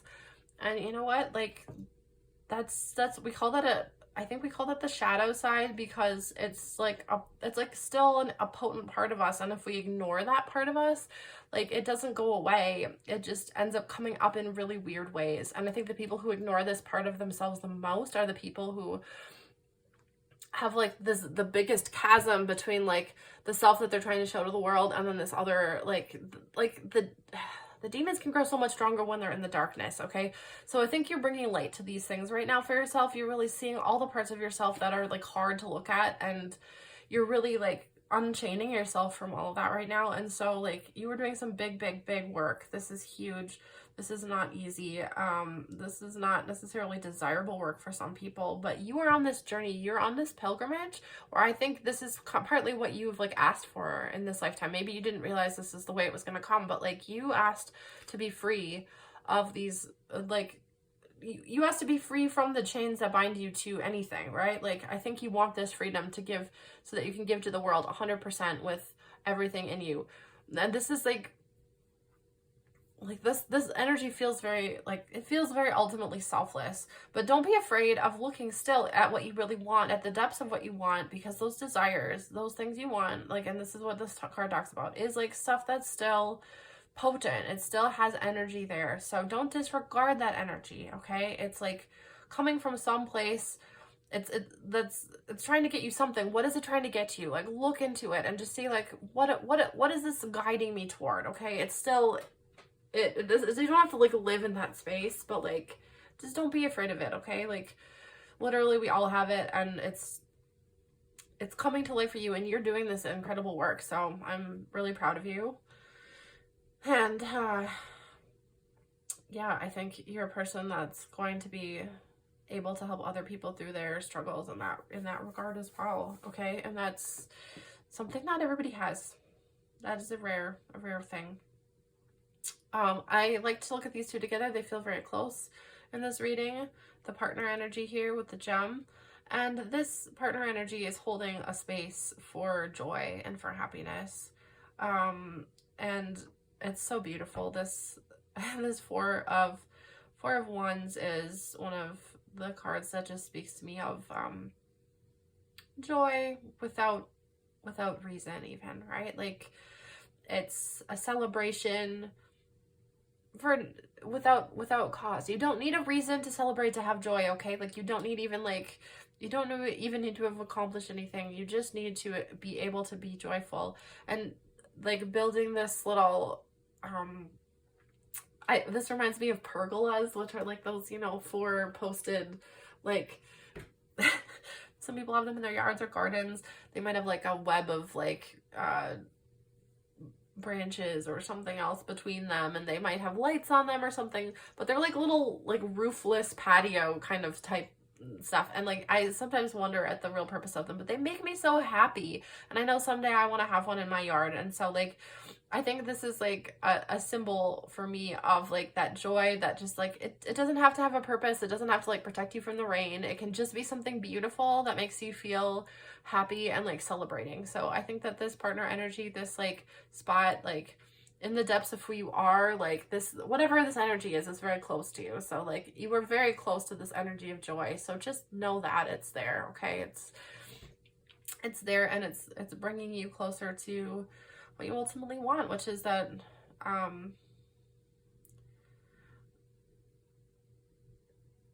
think the new feelings, the better feelings, the lightness, the beauty, and then ultimately to be able to be of service, I think. So okay, let's look over here for a second in the family section. It looks like maybe family's going on a journey, whether that's to come see you, whether that's to be somewhere else so that you don't have to take care of them right now. It seems like maybe all that's going on. So yeah, there's a lot of movement and there's a lot of strong energy happening here, and also just like looking for more peaceful waters. So I think this is an okay spot. Don't feel bad about any of this stuff going on. This is like part of the journey, and this is, you know, everybody has a journey with bumps in it, and so if this feels like it's some part of the journey you didn't hope to give to a family member, you know, like, that's okay. They're gonna be good. They're the warrior. They're very strong. They're on their own journey right now also. Like, this is kicking off part of their story that will lead them to the things that they need in this lifetime. So trust that this lifetime is bringing everybody what they need, and don't feel guilty about people needing to be elsewhere for now. Okay, like, they're gonna have new types of relationships and see new things and like grow in the ways that you can't even understand. So just let it be. Okay, it's all gonna be okay. And then lastly, over here in the friend, this friend is coming with some solid stuff here. Maybe they're bringing meals. Maybe they're like,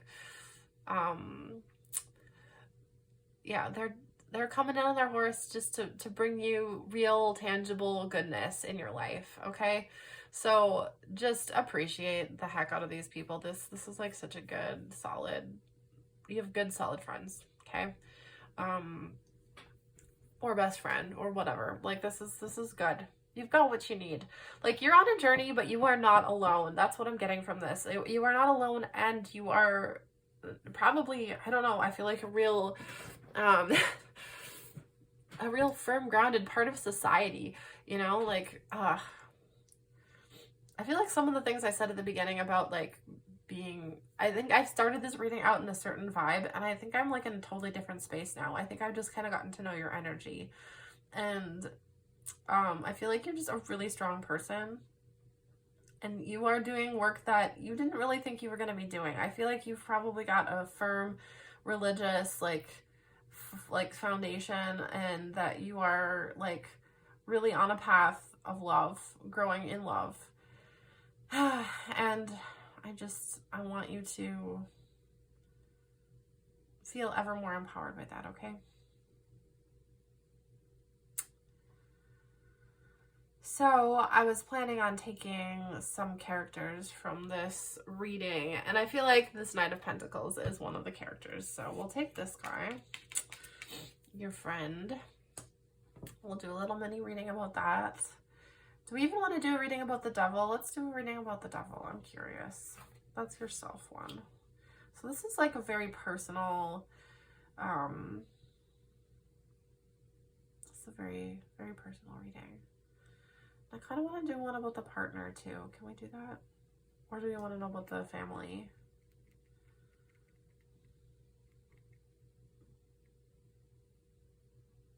We could do 4 little ones. Okay, let's do it. So, all right. Oh, before I get, oh goodness, so I did this last time too. I wanted to say, like, where's your focus? So I was gonna spin this little guy here. This isn't the greatest spinner. I'll get a better spinner sometime, but we're just gonna see what happens here. Okay. Oh boy. Wow. I mean, I didn't even get a good spin out of it, but I feel like you're going toward this gem. You're really going toward, like, both you and the gem are like, you're uncovering yourself right now. You're being cut into the gem. Okay. This is what I'm seeing. These are the 2 I'm going to keep out. I didn't do this for any of the other ones, but I really want to. I feel like this is important. Okay. I'm actually going to keep this one out and this one out too, because I think those are kind of going to represent what we're looking at here. So, all right.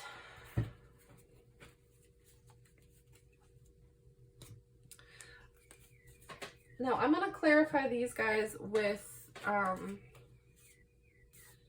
let's start with, I'm just going to put these over here. Let's start with the friend.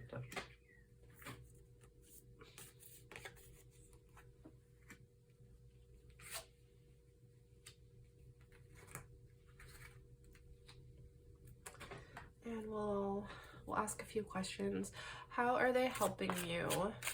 This is my Tarot, the Divine deck. How is this friend helping you?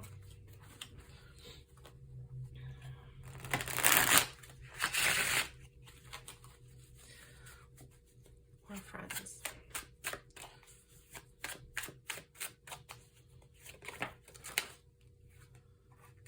Ace of Coins. Maybe with money. Definitely with the concrete things. With the 3 of Swords, with like the heartbreak type stuff that you're going through. They're helping you feel not so heartbroken. Okay, let's go into how are you impacting them. 3 of Coins and 8 of Wands. Okay. And then, yeah, this one I'm seeing is, you're kind of showing them how to just keep dancing, even though the demons are over here kind of like around you, okay? Like, you are really learning about how to be joyful in the midst of danger and in the midst of darkness. And it's also, you're showing them what, like, real passion,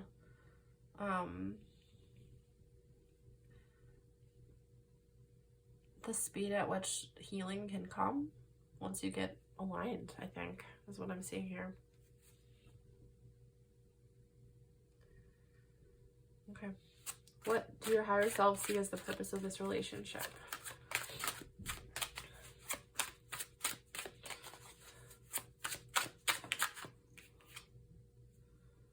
I see this, I think, came out upside down. Okay.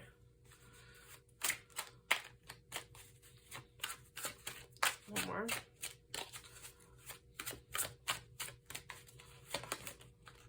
And the Tower in reverse. Okay, so both of these cards are tough cards.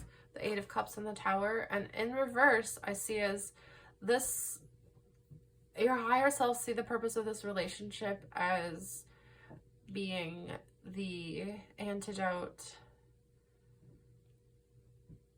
to other things in your life that feel like they're unstable. So this relationship feels like a stabilizing factor when other things have fallen apart. when maybe you've had to walk away from things that haven't been working for you, when maybe the foundations have crumbled for other things. Like, this relationship is here to be the steadying factor and to be the groundedness. Maybe there's been heartbreak. Maybe there's been like these tough things coming in around, okay? So yeah, that was the energy I was getting from this anyway, so that all just totally makes sense. This is a very grounding relationship or relationships. So I hope you can have a lot of gratitude for this person. They really love you. And they show that love in very physical, concrete ways. So, yeah. All right, thank you, friend. Let's look at the warrior.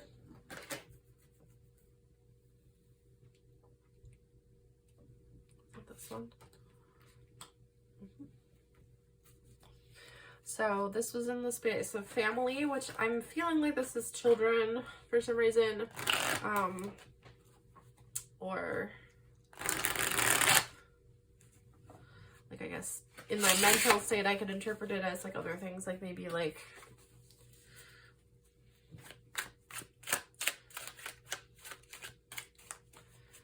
family members coming to visit, but this is family.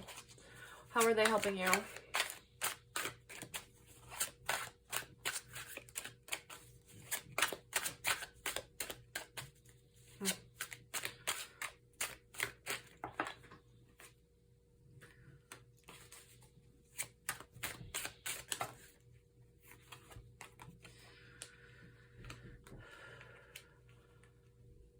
All right. So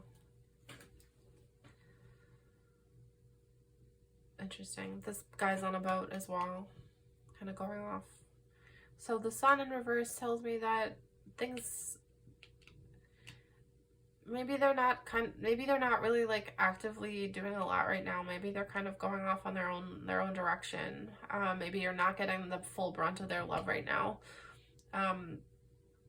It looks like they're kind of in a spot of waiting for things to change.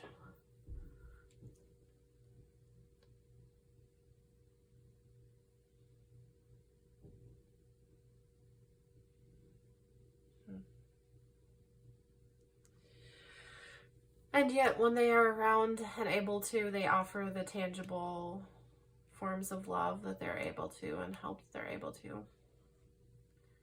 But it feels like this character is kind of off doing their own thing, which is what we've been getting anyway. So yeah, it's just more confirmation that they're off doing their own thing. Okay, so how are you impacting them? Oh wow. Yeah, so you're off doing the Six of Swords again. You are perhaps sending them off to better places right now. And you're saying, I'm going to be okay by myself. You're going to be okay by yourself. Nine of Coins is about like satisfaction, self-sufficiency, right? So like, you're going to be all right. Like, just everyone can be on their own and still be like happy. So that's what I'm seeing here, is you're showing them that that's possible and giving them this out. They don't have to be here waiting and watching this whole process. So what do your higher selves see as the purpose of this relationship right now?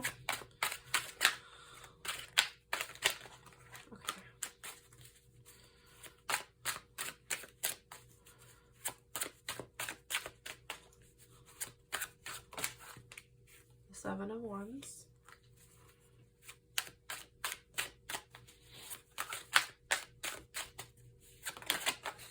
And the Eight of Coins. Okay. Yeah. So, yeah.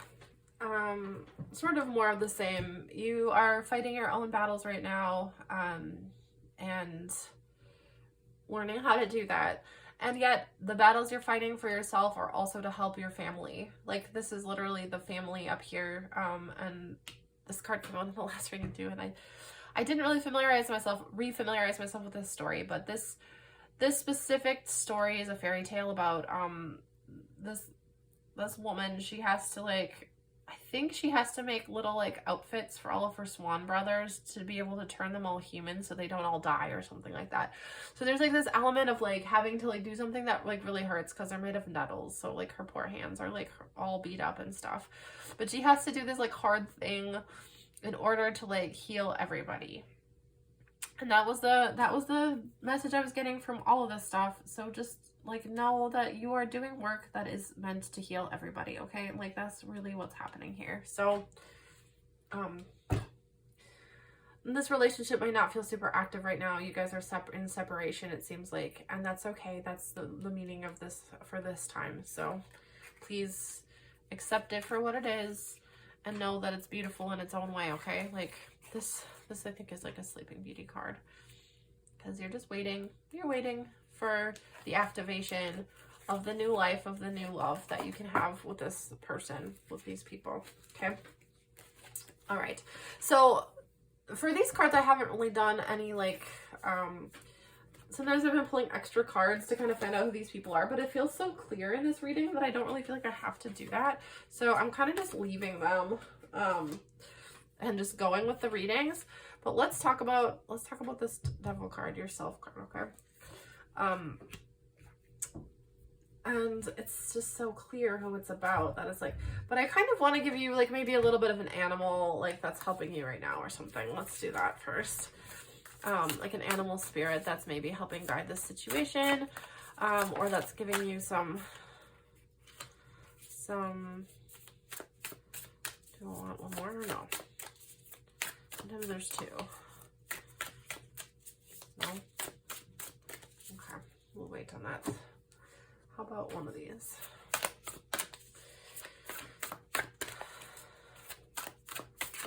The Whispers of Nature. Ideal course of action. Okay. Can you see these? I hope you can see these. Okay. So, yeah, the starfish energy in reverse tells me that you are a person who's got a really shiny, bright light that right now feels like it's not shining very bright.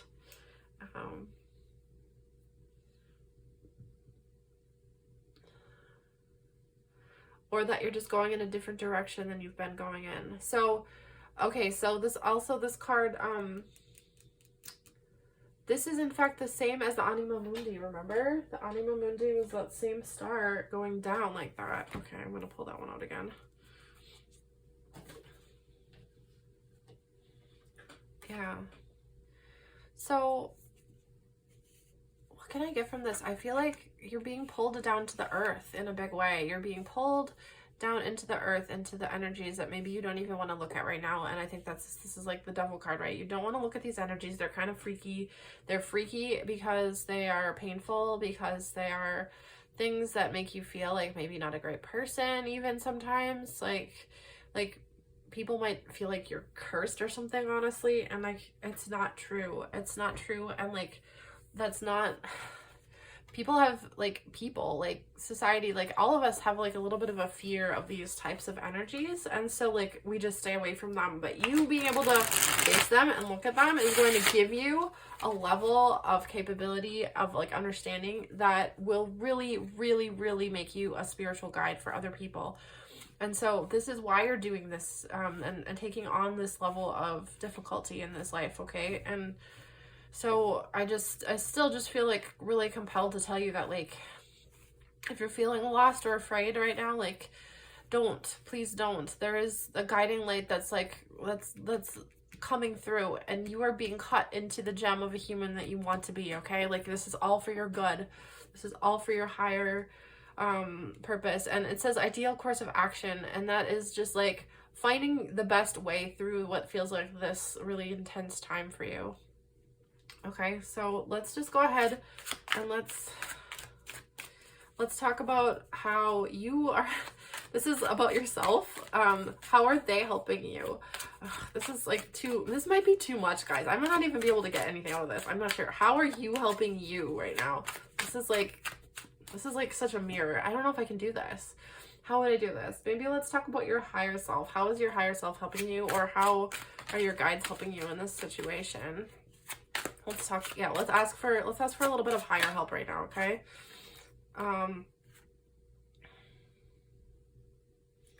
The King of Swords and the Seven of Swords. Okay. These are both kind of pointed sideways as well. So I'm wondering if these energies are balancing out for you right now. Maybe there's been some deception in your life, or some like getting away with stuff that has been like kind of like a fun element of your personality, but also like maybe not the ultimate who you really are kind of thing. And then the King of Swords might be helping cut through all of that. So a clarifying of who you actually are is happening. And it feels like being cut. It feels like wounds right now.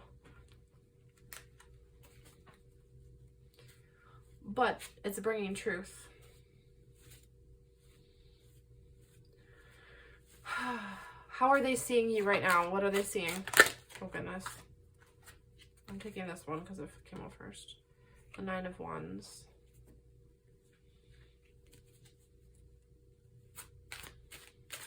This one is so normally the Nine of Wands is like things growing, but I think this is like the negative things being burnt off of you right now. Look at all these little deaths you're going through right now. And yet you are here, this character, you're witnessing, you're surrounded by all this death, right? All this burning, all this intensity. And like monsters back here. This is really crazy looking. And I'm curious what this fairy tale is actually, because I'm wondering if it might be interesting for you. I'll take a look at that in a second. But I'm seeing this character still holding on to this little self inside, okay? So I think this is you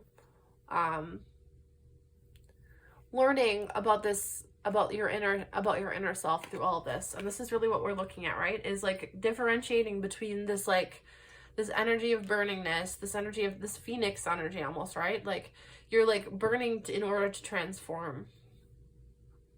And that's what this whole reading has been about, is like burning, coming down to earth, fully embodying, fully being in this body in order to transform. And it's not been easy or pretty in a human sense, but in a spiritual sense, like if you can look at it in a way that is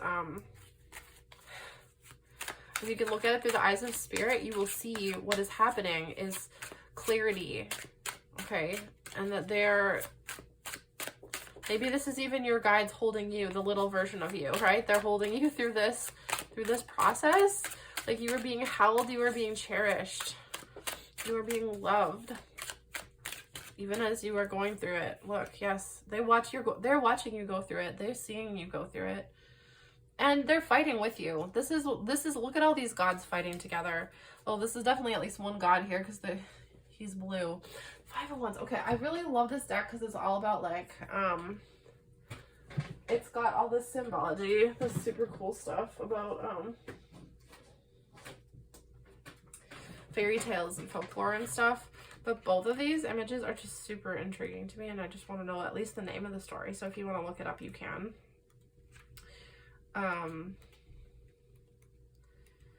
So the Nine of Wands story is a Russian fairy tale. It doesn't, oh, Vasilisa the Beautiful.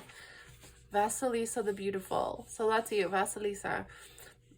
Sent by her wicked stepmother to the door of the witch Baba Yaga, Vasilisa the Beautiful stays resilient. She endures Baba Yaga's impossible trials. She's wary and cautious, but also hopeful. So that's how your guides are seeing you, as Vasilisa the Beautiful. You are beautiful. You stay resilient even through the impossible trials. Okay, wow, that's such a perfect description for what's going on here. Yeah, you are redefining what's possible. Wow. Okay. And I'm so curious because this card is so cool to me, and I just want to know. Five of If I can figure out how to look this stuff up again. 5 of Wands. Sanskrit epic poem. Yes. The 5 Wands is represented here by the Pandavas, 5 brothers who embody unity in the face of conflict. The 5 brothers have also been known to bicker and play fight, but they also care deeply for one another. A resolution to their strife only comes from good communication. So yes, they're fighting together and with each other a little bit too. So this could really be seeing, like, this could really be your life right now, is you fighting with people, and I mean, like, and by that I mean alongside of people that you love. And also, you know, learning to playfully bickering and bantering with them as well. So, but ultimately this is you, the impossible trial. This is the one that came out first, and this is really what I'm seeing. This is really what I'm seeing as you right now. So, do you have any messages of hope or bravery for pile 3? Do we have any messages of hope or bravery? The 10 of Cups.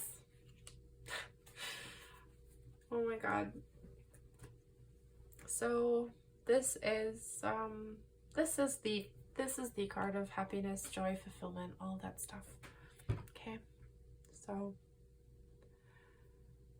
that's being with your family. That's being emotionally safe and physically safe. Being fulfilled and happy. There's usually a giant rainbow in this card, and like in the Rider-Waite tarot. So okay. I just want to keep this card for you for your ultimate. This is your message of hope. It's like the best card in the whole tarot, honestly, when it comes to just like a message of hope. So your guides, your loved ones, spirit, God, all of it is coming through to tell you you are so loved. This whole process might feel like a crazy battle of impossible tests, but you are resilient, you are being guided through it, and you are learning about love in ways that most people will never understand. So you are the chosen in that way.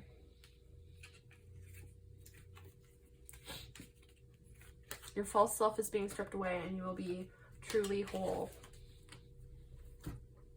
Okay, I almost want to leave it with that, but I left the gem for the last, so we're going to look at this. This is the partner energy, and we're just going to see. We're going to see a little bit about that, okay?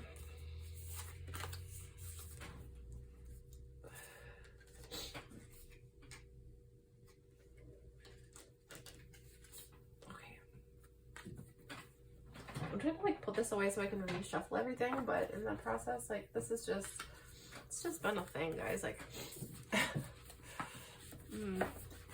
I love you guys. I'm really feeling your energy right now, and it's a lot. Okay. I also saw the eagle on the bottom of the deck, which just feels like a really big bird that can soar above all these other things. Okay. So, I forgot it was the other happiest card in the deck to me. The card just about joy, for no reason, joy. Okay, so animal helper or messenger or clarifier for the gem, the partner card.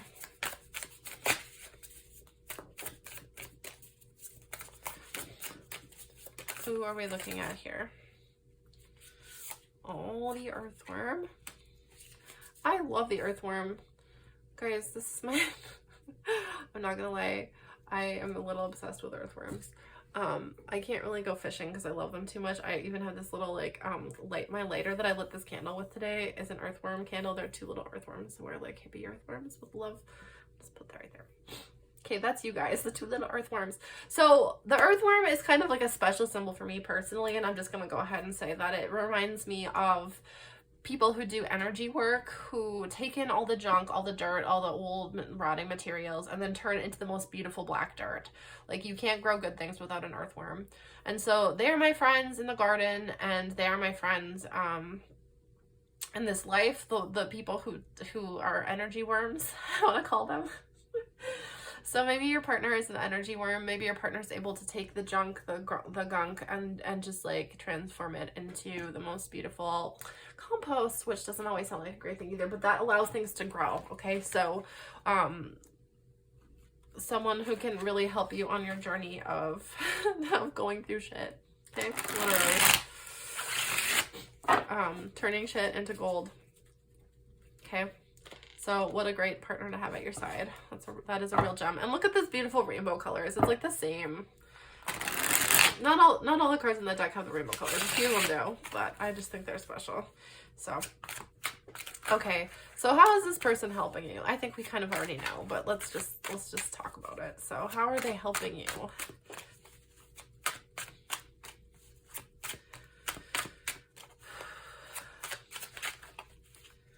I think the fact that we already know, it's like, it doesn't even need to come out. Yeah, look at all this stuff. So many things. Okay, I wasn't trying to get 4 of them, but should we just look at it anyway? All of them? All 4 of them? How are they helping you? 3 of Wands, they're helping you. Like, literally, the ladder to climb up to safety. The 7 of Coins. This is not your typical 7 of Coins either. 7 of Coins is, like, waiting for, like, you're kind of at that waiting point. You've done a lot of work and now you're waiting. But look at this burning pyre. I think they're helping you with this fire that you're going through. I think they're helping you watch over it and make sure that you stay safe. The King of Coins, they've got you on their back. They are your mobile home. If you're not at your real home right now, they are your they're your helper, they're your protector. And the 9 of Cups is they're your wish come true, and they have really just, they're there to love you no matter what. So okay guys, now I'm crying a little. I'm so happy for you. You are so blessed, even in all of this. You are so blessed. Okay, I want you to know that. Honestly, a lot of people probably would wish for this.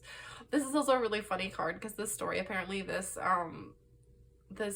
guy dresses up like a woman in order to get closer to this woman because she doesn't really trust men or something. So maybe this person really earned your trust, or is like even more earning your trust right now, but maybe you weren't always the most trusting person, and maybe they even tricked you into earning their trust. So I think that's a really fun story. See his little muscles here. He's wearing this beautiful ladies shirt. Okay, so how are you impacting them? How are you influencing your partner right now?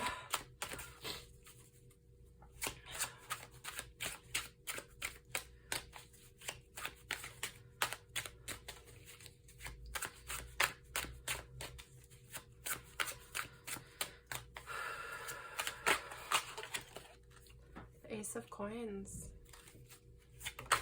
and the Fool. Okay, so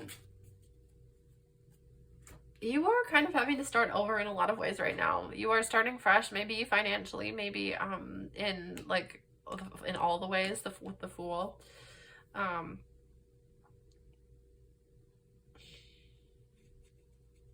This is a real reset.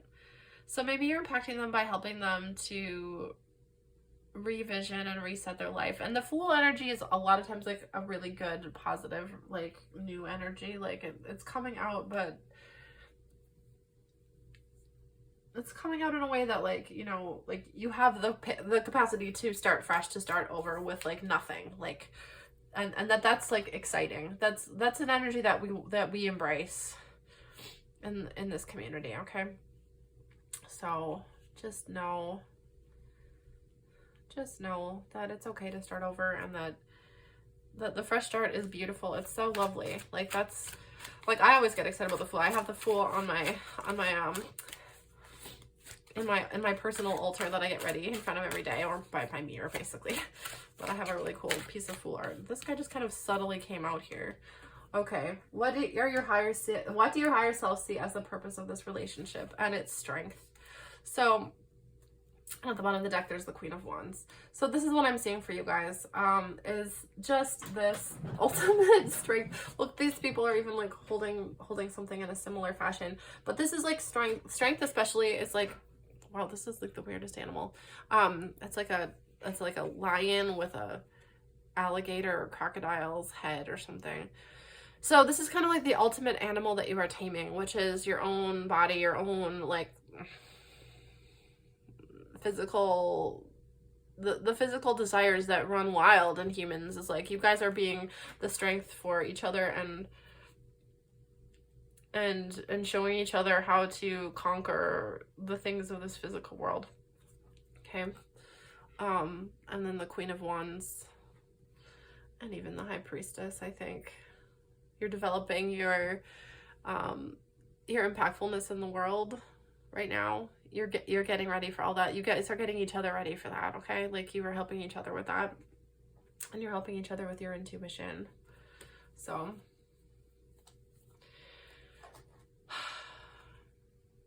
okay, well, this is super beautiful, and I kind of knew I wanted to end with this particular energy, so I'm really glad we were able to do that. Do we want to pull one Whispers of Nature card just for funsies, just to kind of give us one more beautiful thing to look at here? Not that we need any more beautiful things. You guys are just amazing.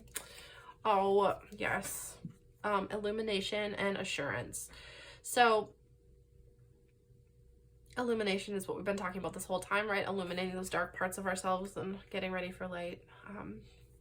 And then this assurance is just showing me that, like, through all the different seasons, through all the different trials, look at all those different elements that you're kind of working with here. Like, all of that stuff is part of this world, this reality is like all is winter, spring, summer, fall, and all the transitions between those things, which are sometimes painful and hard to go through, right? Like, it's not always easy to be in those different spots, but like we can learn to appreciate that with the support of others through this like family tree.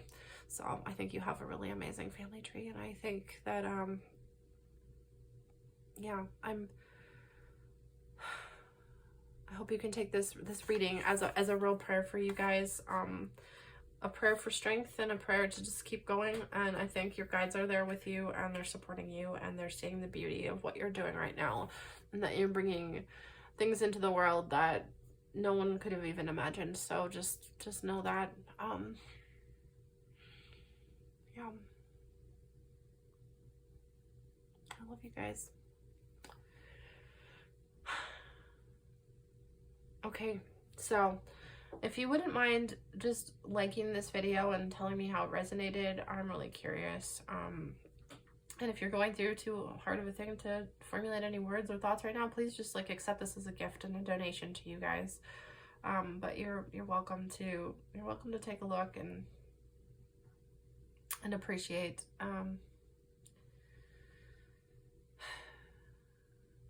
back, I guess, by liking or subscribing to my channel. So thank you so much. I was very I'm very honored to have been able to read for you. So be at peace, be well. I'm wishing you well. Bye-bye.